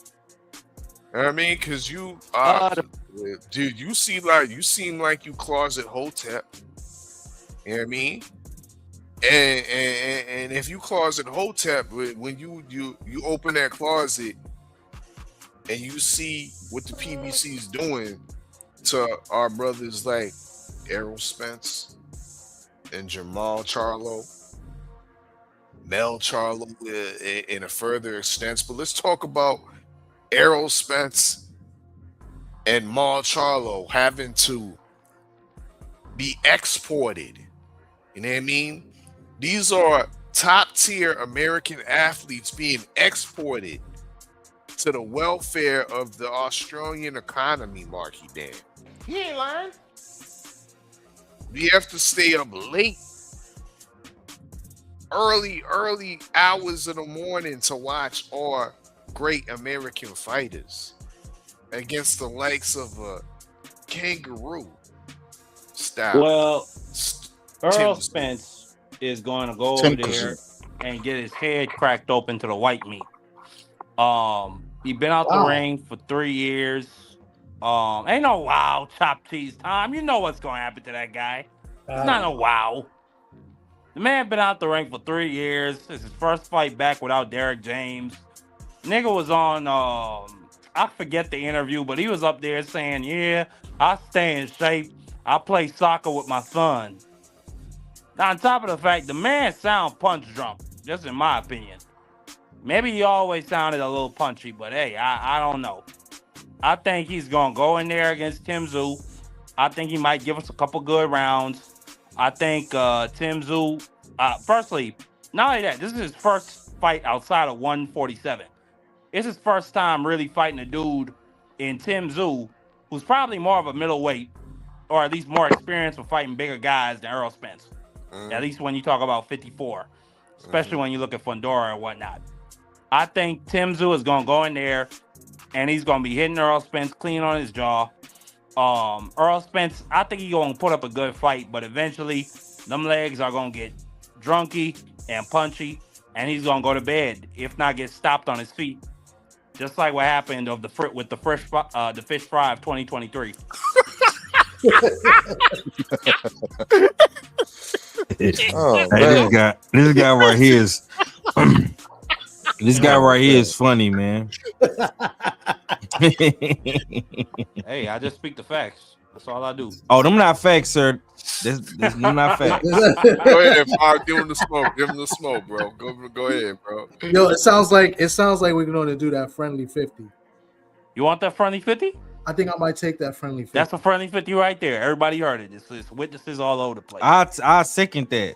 Because see, here's the thing, buddy. That's another friendly 50? Here's the thing, buddy boy. Wow. Earl Spence ain't no fucking Tony Harrison or no Terrell Goucher. That's for one. For two, we talking about if Earl Spence is punch drunk, what the fuck is Tim Tszyu? Because he been knocked out multiple times.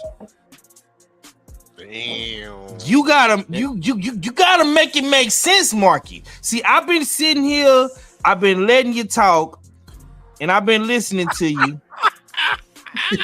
And you just couldn't help yourself, bro. You always go too far. Once again, You ain't lying. if Earl Spence lose to Tim Tszyu, I will delete my YouTube channel. Damn. I gotta take this call. Damn. Is that on top of the friendly 50 bet 503 line?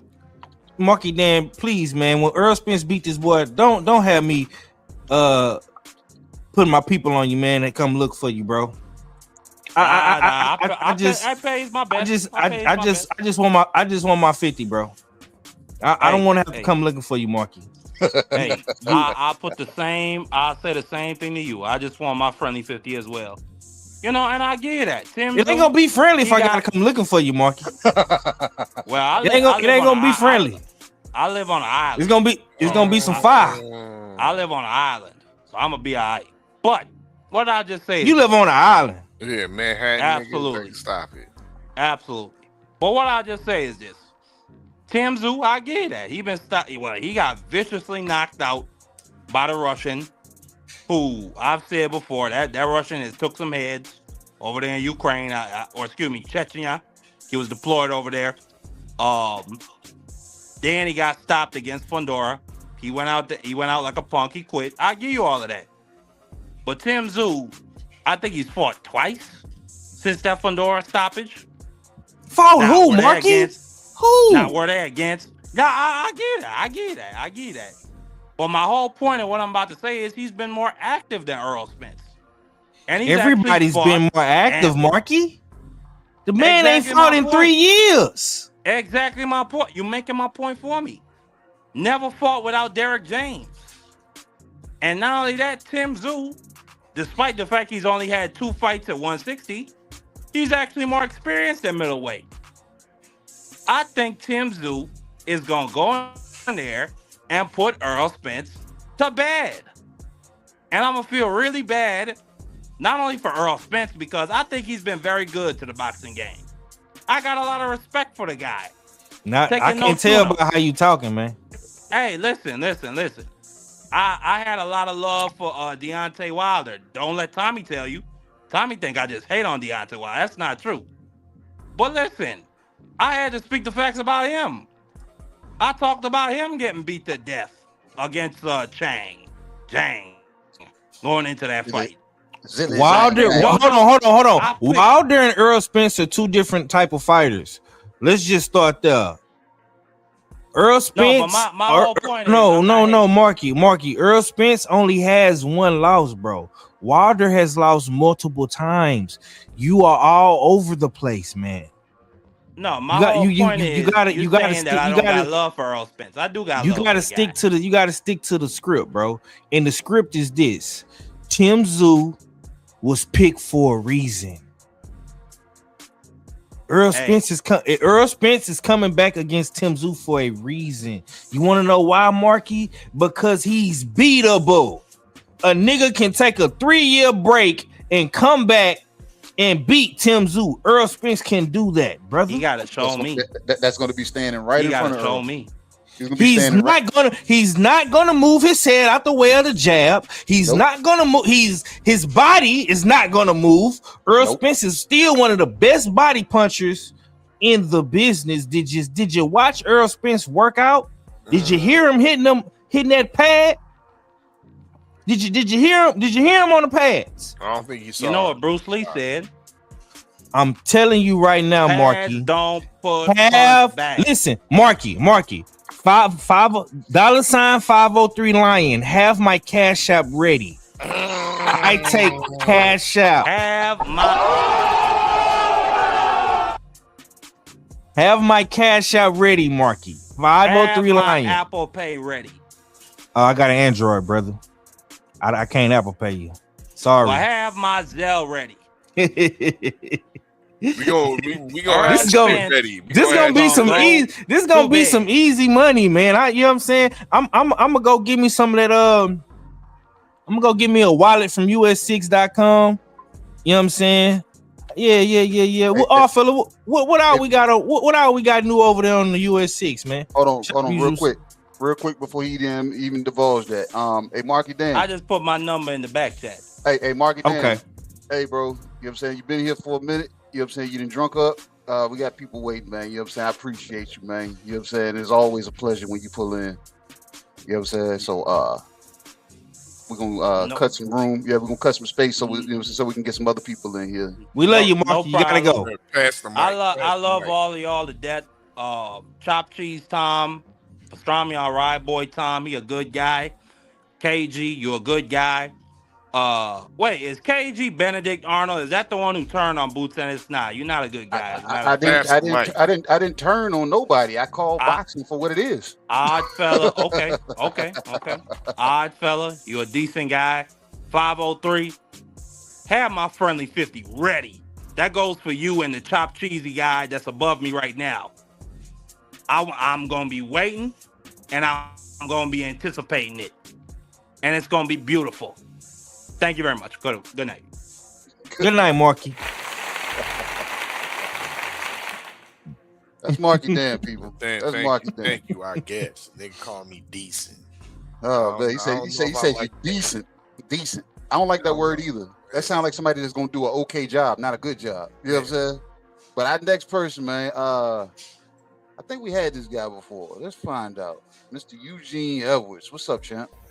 Not much. Oh, hey, Thomas, I need to know where we going after the fight, yo. Memories. Hold up, man. See, we getting off to a bad start already, Eugene. Oh, bad. Because I remember you, brother. I remember you, brother. He had a flashback, KG. He had a flashback. I remember you, brother. You know what I mean? Because I had to put the smoke on you. I think a couple weeks ago, or was it the last lounge or something like that? It was last week. Yeah, I think it was last week. He was talking some foolishness. You know what I mean? Putting some smut on my brother Jai Apataya's name, saying that he was ducking.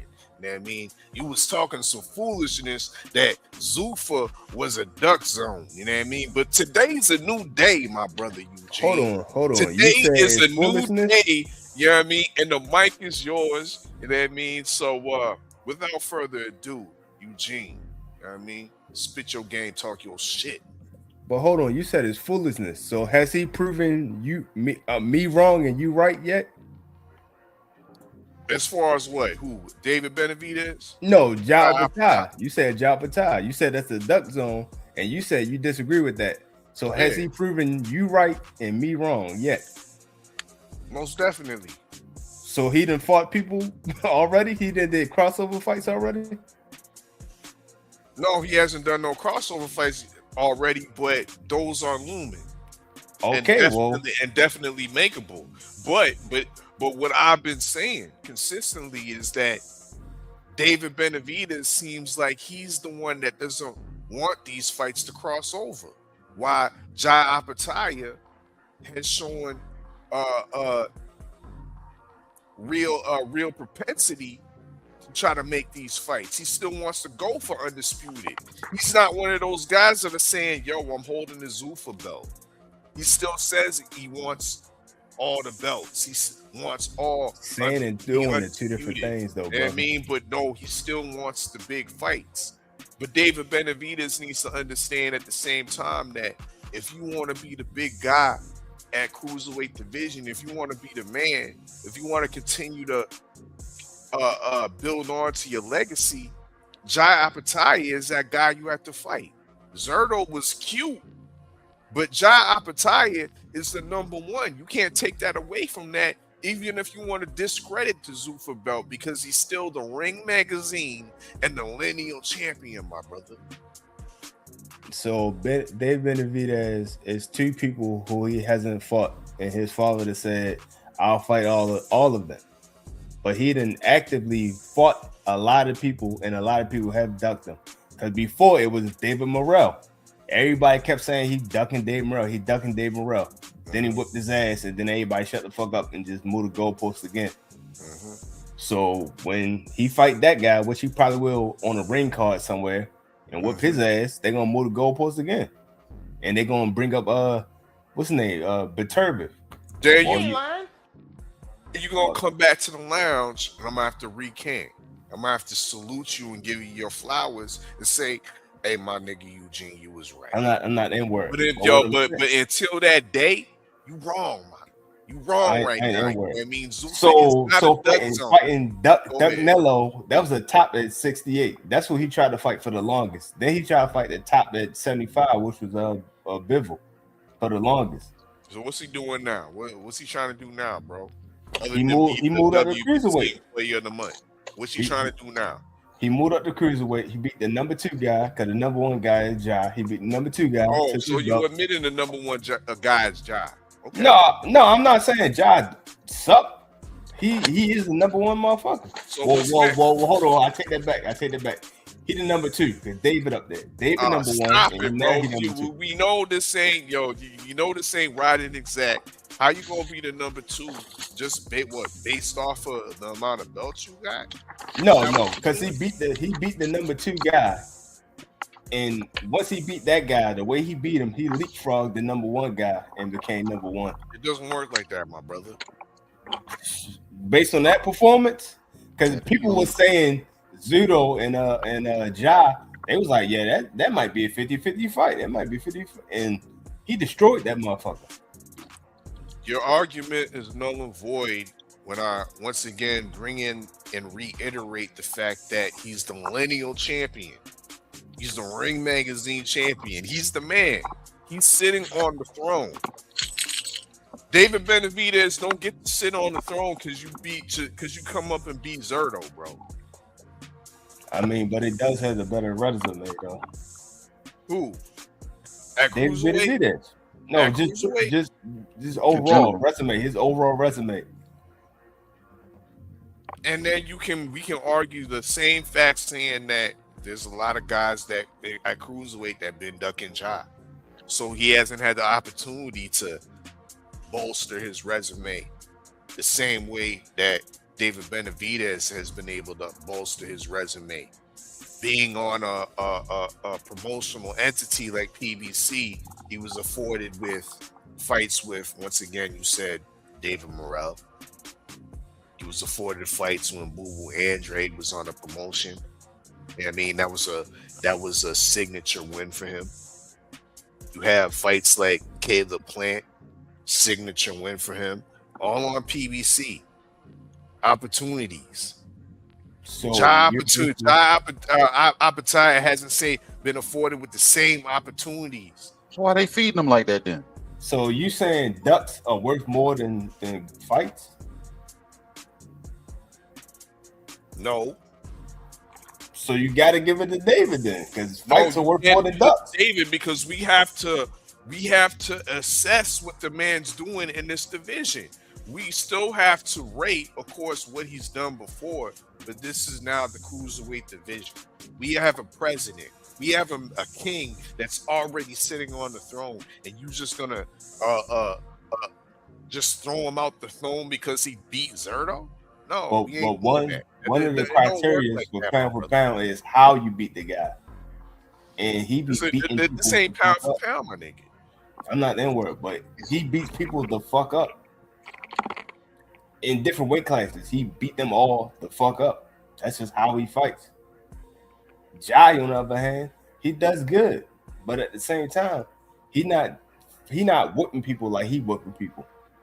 It's a different kind of motion. What else you got on the menu? I was trying to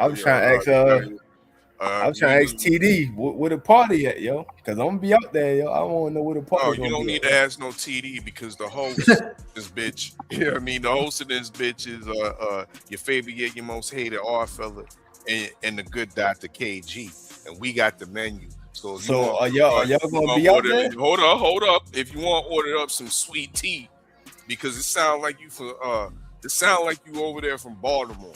Yeah, from over west. And you've been hating on. I know you've been hating on the King Targaryen, Debo Dev.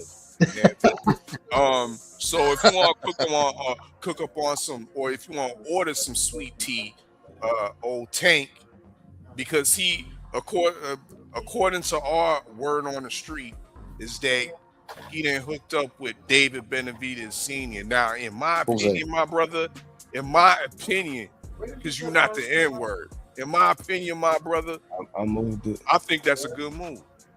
I think that's a very good move. And this is looking like a problem. You know what I mean? So what you think? All right, I'll grab it. What you think about this situation with Tank going over there with David Benavidez Sr.? I really don't even care about that, yo. Like, to be honest, I don't really watch Dev or Shakur. So both of them people, I think they're going to Zuffa.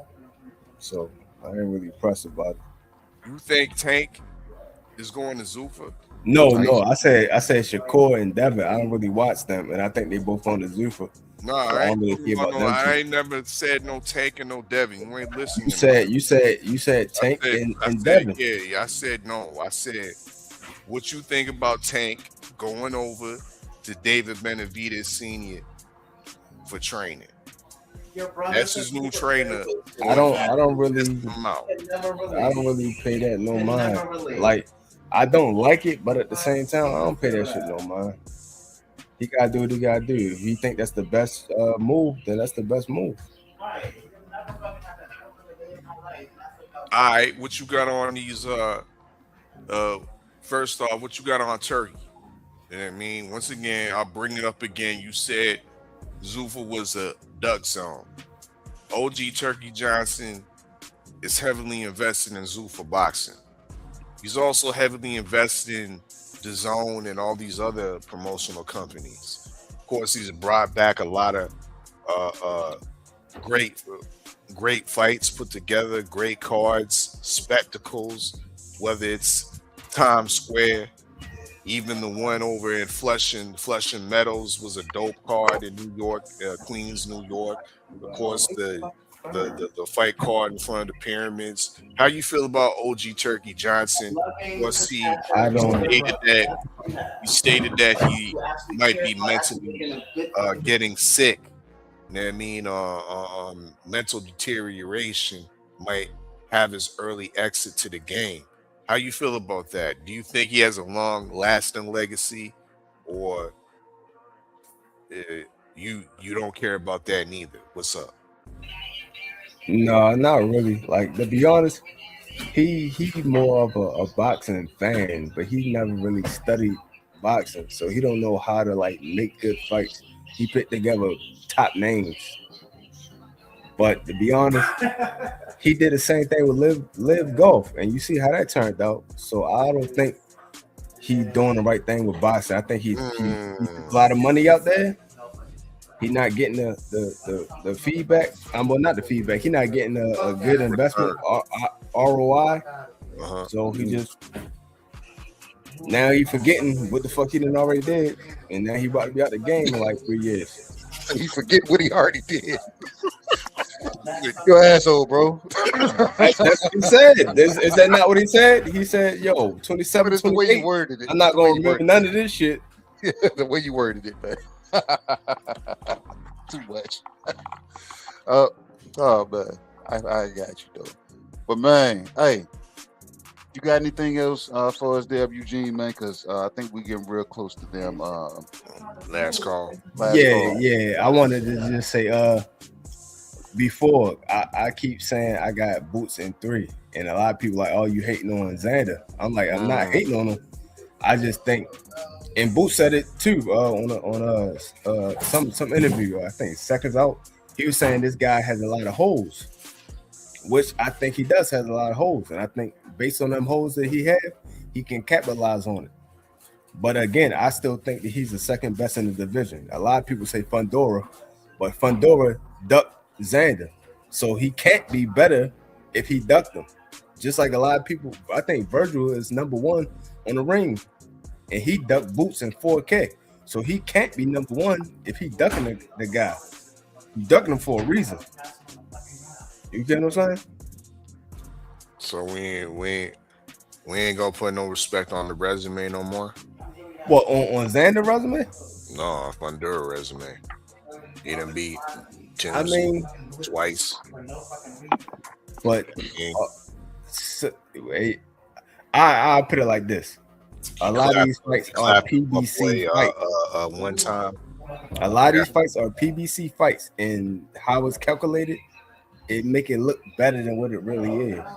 Like I always talk about Spence, and people hate that shit because people love Spence, but his resume, if you look at who he fought, you like, yo, and break it down, it don't look the same way, yo. That shit don't glitter. It's not gold. I find out that shit like a gold brick. Man, what's going on, man? Is it hate on Earl Spence night or something? Was that on the menu too? I'm literally just being honest. Like a lot of people talk about Roy Jones when Roy Jones went up and went down. But you can't say the same thing when who was it? Cal Brooks? Man, this black king then went from Earl Spence to Roy Jones, man. Come on, man. No, I'm saying people talked about going up a weight class and coming down a weight class in reference to Roy Jones. But then when you talk about Cal Brooks going up 2 weight classes, getting knocked the fuck out by Triple G and coming down 2 weight classes right after that, and Earl Spence beat his ass up. But they act like that never happened. Like, oh, he went up 2 weight classes. That don't mean shit. Earl was just a man. Cool, but that still was a factor, though. You get what I'm saying? I'm not shitting on him. I'm just being honest. There's not even looked at it like that. Yeah. Just like Ugas fought Manny Pacquiao and he beat him, and that's how he got the belt. But actually, Manny Pacquiao was out 2 years. He took a 2-year hiatus after he won that belt. Then he fought August, and he was. Do you have Earl Spence losing to Tim Tszyu too? No, I got him beating his ass. Hopefully, he actually beat his ass. But I got him beating his ass. But I think probably like 6 or 8 rounds and shit. Because Timmy don't move his fucking head. And I think Earl, he took time and he got a new trainer. And I think that trainer is a better trainer skill-wise to tell him the right shit. I agree with you on that part. I got that vibe when I had that conversation with Ronnie. You know what I'm saying? He was just saying pretty much. He said just culture change. He said it fundamentally from head to body to head. You know what I'm saying? He said Earl is locked in. He said it's just I got to get him to start doing the things I want him to do. That's about it. So let me ask Mr. Eugene something real quick. Hey, hold on. Before you go there, hey, but he also training with who though? Who in that gym with him now? Brian Norman Jr., Charlo. So now it's kind of like flashbacks. It's a different Charlo, but it's still kind of like flashbacks. I'm in here working, and to me, I think this Charlo is better than the other Charlo. Just my personal opinion. Does Tank Davis' resume have any type of clarity in it? Like, or is his resume Moissanite? His resume is actually a better resume than a lot of people think. A lot of people shit on him for not fighting who they want him to fight. But technically, if you look at it, some of the people that he fought became champions. They wasn't champions. Is that not true? Lying, bro. You ain't lying. Devin Haney. Go ahead and cook. Don't let these niggas bother you, Devin bro. Haney list. Tank already knocked the hell out. Is that not true? You said Ryan Garcia? No, I said 3 people on Devin Haney list. Tank already knocked the hell out. So is that not true? What are you talking about? He's talking about. You said the 3 opponents that Tank has already that he knocked out that Dev didn't. That's what he's saying. Nah, hold on. Let's be right and exact. I only can think of Ryan Garcia. Who else on Dev's list? Uricus Gamboa. Gamboa, Ryan. Gamboa was on Dev's list. Come on. And Devin Haney list had Rolly on there. It had Rolly. Okay, right. Rolly too. So that's right there. But Barao is how you pronounce the name? I forgot. Barrios. And Ryan. The Barrios was on that list. No, it was Gamboa, Ryan, and Rolly. Gamboa was on the hit list, KG. Stop it, bro. He was on the hit list? Barrios was only on the hit list because he had a belt. Hold on, but why was Gamboa on the hit list when he was already hit? I think what Eugene was trying to say was Barrios, the people that was on the hit list, Tank already knocked out. He got 3 of them. No, he right. No, you know what I mean? I just had to validate that. You know what I mean? Yeah, he got a point. He got a point. A verification check. You know what I mean? He got a point. You know fight by fight, Rolly Romero, Ryan Garcia, and Mario's Barrios. He got a point. Go ahead. Eugene. There are more people though. I'm just saying, just those 3. Continue. But they still were more people that he beat though. He still beat Pitbull. He still beat Frank Martin. He still well, that wasn't a beat. That was a draw with Roach. Yeah. He still beat what's the first? Leo Santa Cruz. It's still with people that he beat. Hector Garcia, who had a belt at 130, even though he made a move up, but he still had a belt. So you still got to get people on his resume on top of the people. Yeah. 5. What you got to say on that? You ain't lying, bro. I think Tank Davis' resume is Moissanite diamonds. It look good, but when you put that bitch under the diamond tester, it's fake. The most. Damn, you saying Frank the diamonds, bro? The most prettiest win that he has on his resume, to me, if I'm being completely honest with you, is Jose Pedraza. And that's Young Tank. That's Young Tank. I can't say Frank Martin because Frank Martin didn't accomplish anything. I can't say Ryan Garcia because Ryan Garcia was not the Ryan Garcia we see today. He was drained. This was a weight drain Ryan Garcia, so I can't say Ryan Garcia.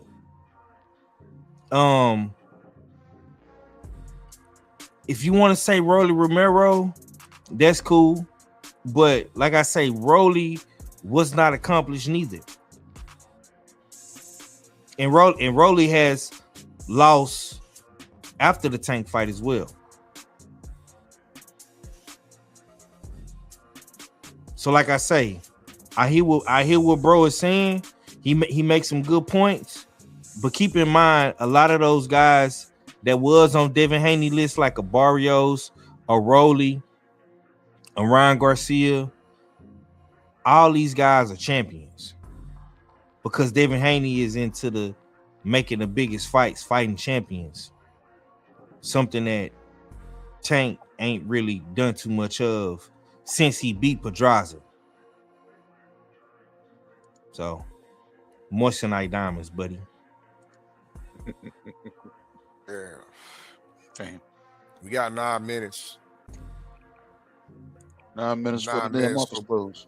Close up the shop. Close up the lounge. Yes, sir. Eugene, you got anything else you want to bring out the or cook on before we close up shop?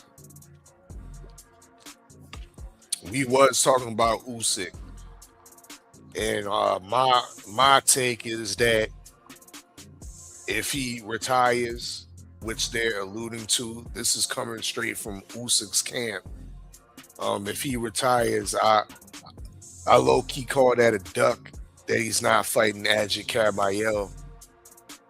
What's your opinion on the heavyweight division, and what's your opinion on Alexander Usyk potentially avoiding Adjit Kabayel and retiring? Go ahead.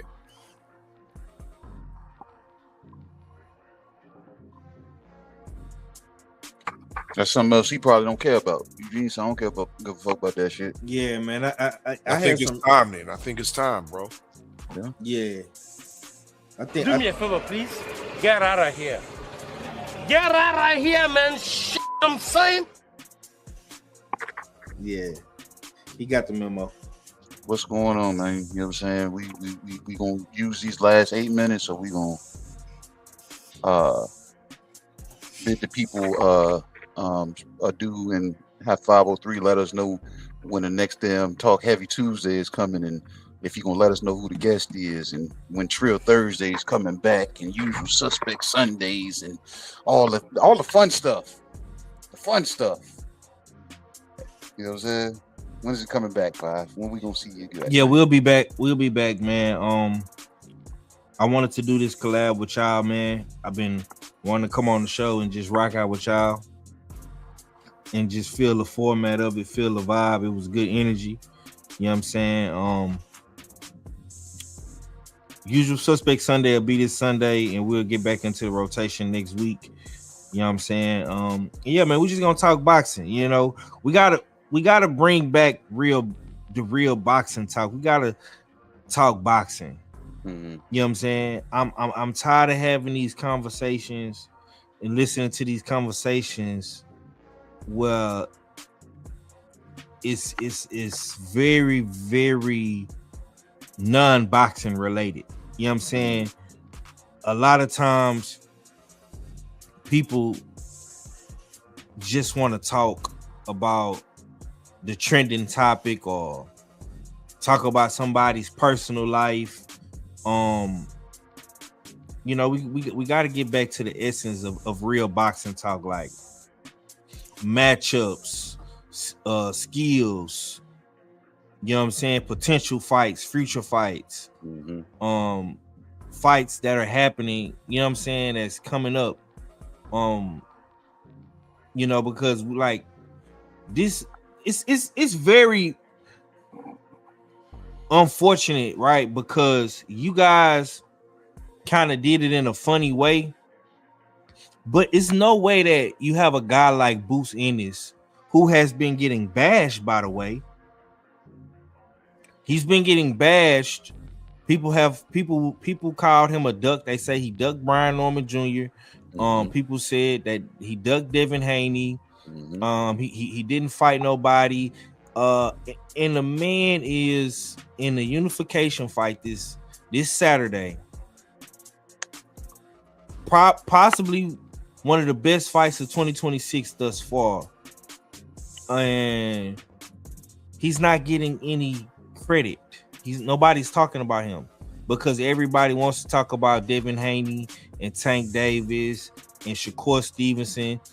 And we don't even know when these niggas is fighting.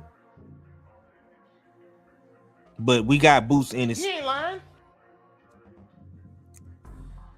We got Boots and Xander this weekend. And when I say future fights, I'm saying fights that are already locked in with a date. So Boots Ennis got a date in this Saturday, man. Let's get back to talking some real boxing, man. Because all this Devin Haney, I'm getting tired of the Devin Haney talk. He ain't fought nobody in damn near 7 months, 8 months. Tank been out the ring for a year. I just want to get back to real boxing discussions, man. That's it. They ain't lying, man. You know what I'm saying? Telling the damn cold hard truth. What you got for the people, fella, before we turn these lights down and kick these people out? I'm kind of disappointed the people didn't take to the promo platter, KG. look, and the thing is, I kind of wanted them to, because I wanted them, you know what I'm saying, to say my piece when they came to it, because it's like, you know what I'm saying, there's a lot of them promotional companies that are promotional companies, but they don't put on their own shows. But you know what I'm saying, they always feel they can do it better. And I'm like, won't you do it better? Because at this point, almost everybody has access to the zone.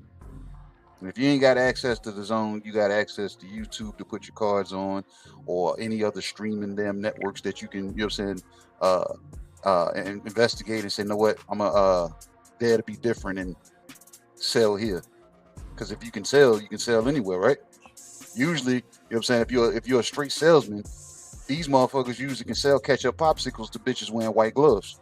You know what I'm saying? So if that's the case, let me see you do it without having to play second fiddle, third fiddle, fourth fiddle on an actual traditional promotional card and or the network that they are actually part of.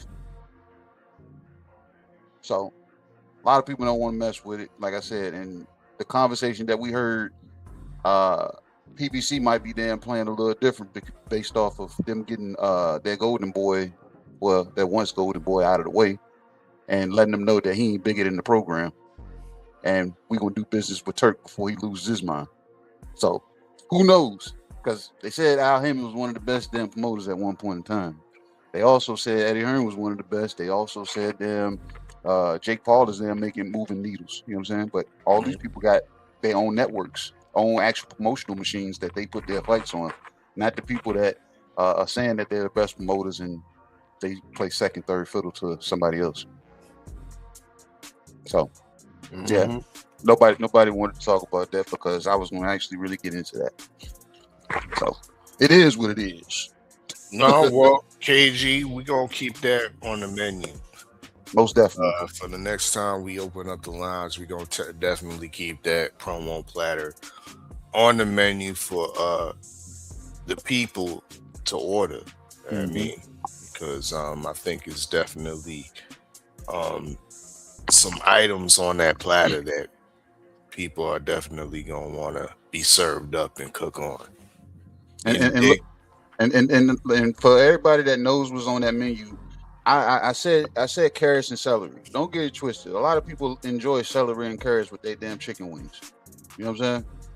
Just don't be the parsley or the garnish on you know what I'm saying, on that platter and call yourself a promotional entity. That's what I'm saying. So you just can't be the lemon wedge, huh? Yeah, you can't. Can't. Nope. This was a dope one though. That was. This was. I typically, I told you backstage, KG, I typically don't like the panel formats. Yeah. I mean, this is supposed to be open mic. And the way a real open mic goes down is that you have your host, you know what I mean, which was of course me, KG, and 503, and you have your participant, one mic, you know what I mean? Because when you bring two mics into the equation, it's a show. Yeah. And everybody talking over each other. And then niggas are tripping over the chords, the mic chords and whatnot when they're going back and forth on stage and whatnot. But this was a show, ladies and gentlemen. Salute to the sniper, Afacio Falcone, for pulling up, giving us his insight. You know what I mean? Of course, he's coming off of a great victory. Frankie Sanchez improving to 15-0 in a lightweight division.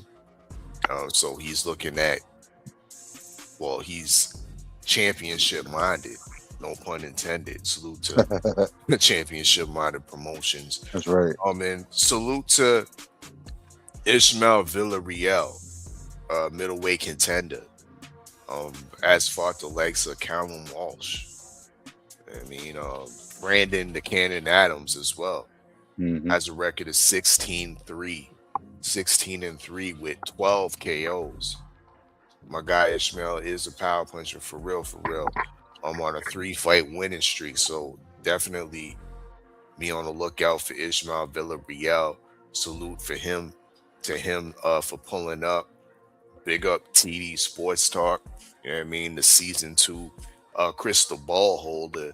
You know what I mean? For lining these fighters up to pull up at the lounge in a dig. Always gotta salute. And gotta salute everybody that pulled up in the chat. You know what I mean? Everybody that pulled up backstage and we didn't get to, particularly the queen. Yes, indeed, boxing, Shawala Ya. You know what I mean? Apologies for not being able to get you on stage. You know what I mean?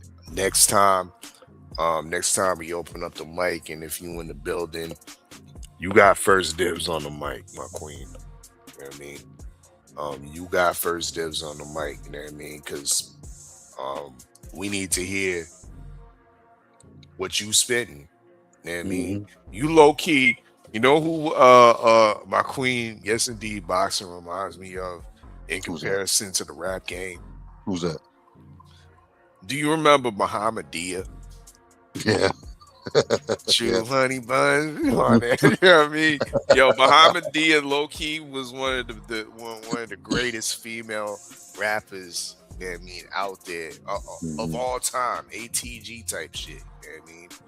And that's how I feel about yes indeed boxing when she breaks down this boxing shit. You know what I mean? She got those bars, she can spit her boxing game, spit that shit.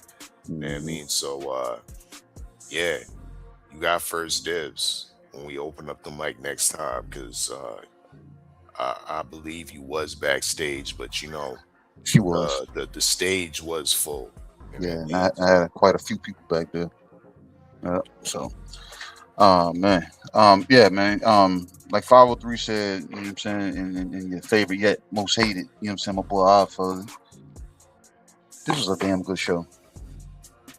Like, it was the lounge, but at the same time it turned into, you know what I'm saying, an actual show. So shout out to everybody that pulled up, you know what I'm saying, stayed for a while, you know what I'm saying, stayed for a long time, or they dipped out and told people to come back, because I've watched these numbers jump up and down. So it's appreciated, especially to those that stayed. I'm not apologizing, but shout out to the people that was backstage. You know what I'm saying? Try again next time. You know what I'm saying? Sometimes, you know what I'm saying, when the club gets cracking like that and that shit get lit, everybody can't get in. You know what I'm saying? And that's how it is sometimes.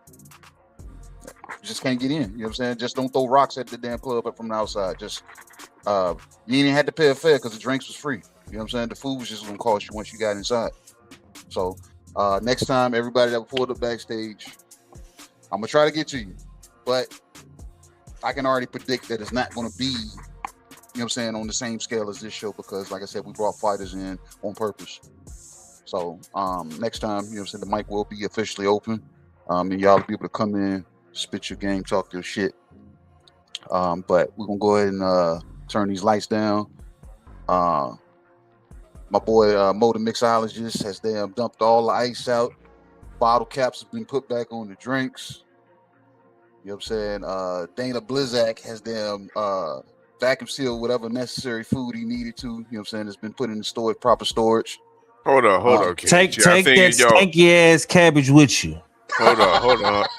Before we take the and discarded the stanky ass rancid fermented cabbage, sour cabbage. We're gonna have to retire that Dana Blizzak name. There's another nigga running around here with that name, Dana Blizzak.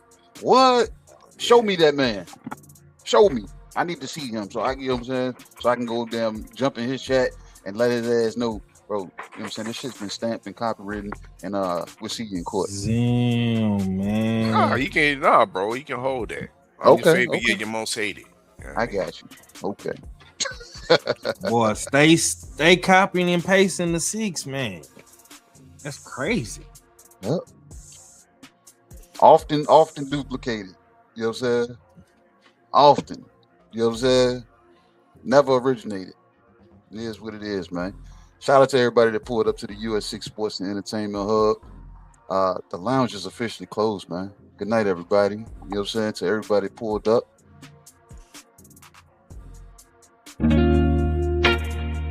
UsualSuspect6.com.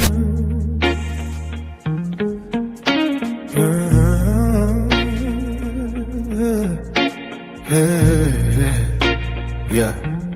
The good Dr. KG, white coat over all black. Prescription for the truth, they allergic to the contact. Cadillac, red beltway, smoke in a dialogue. Chrome voice, street sermon, drag sparks through the catalog. I fella, aka Dana Black.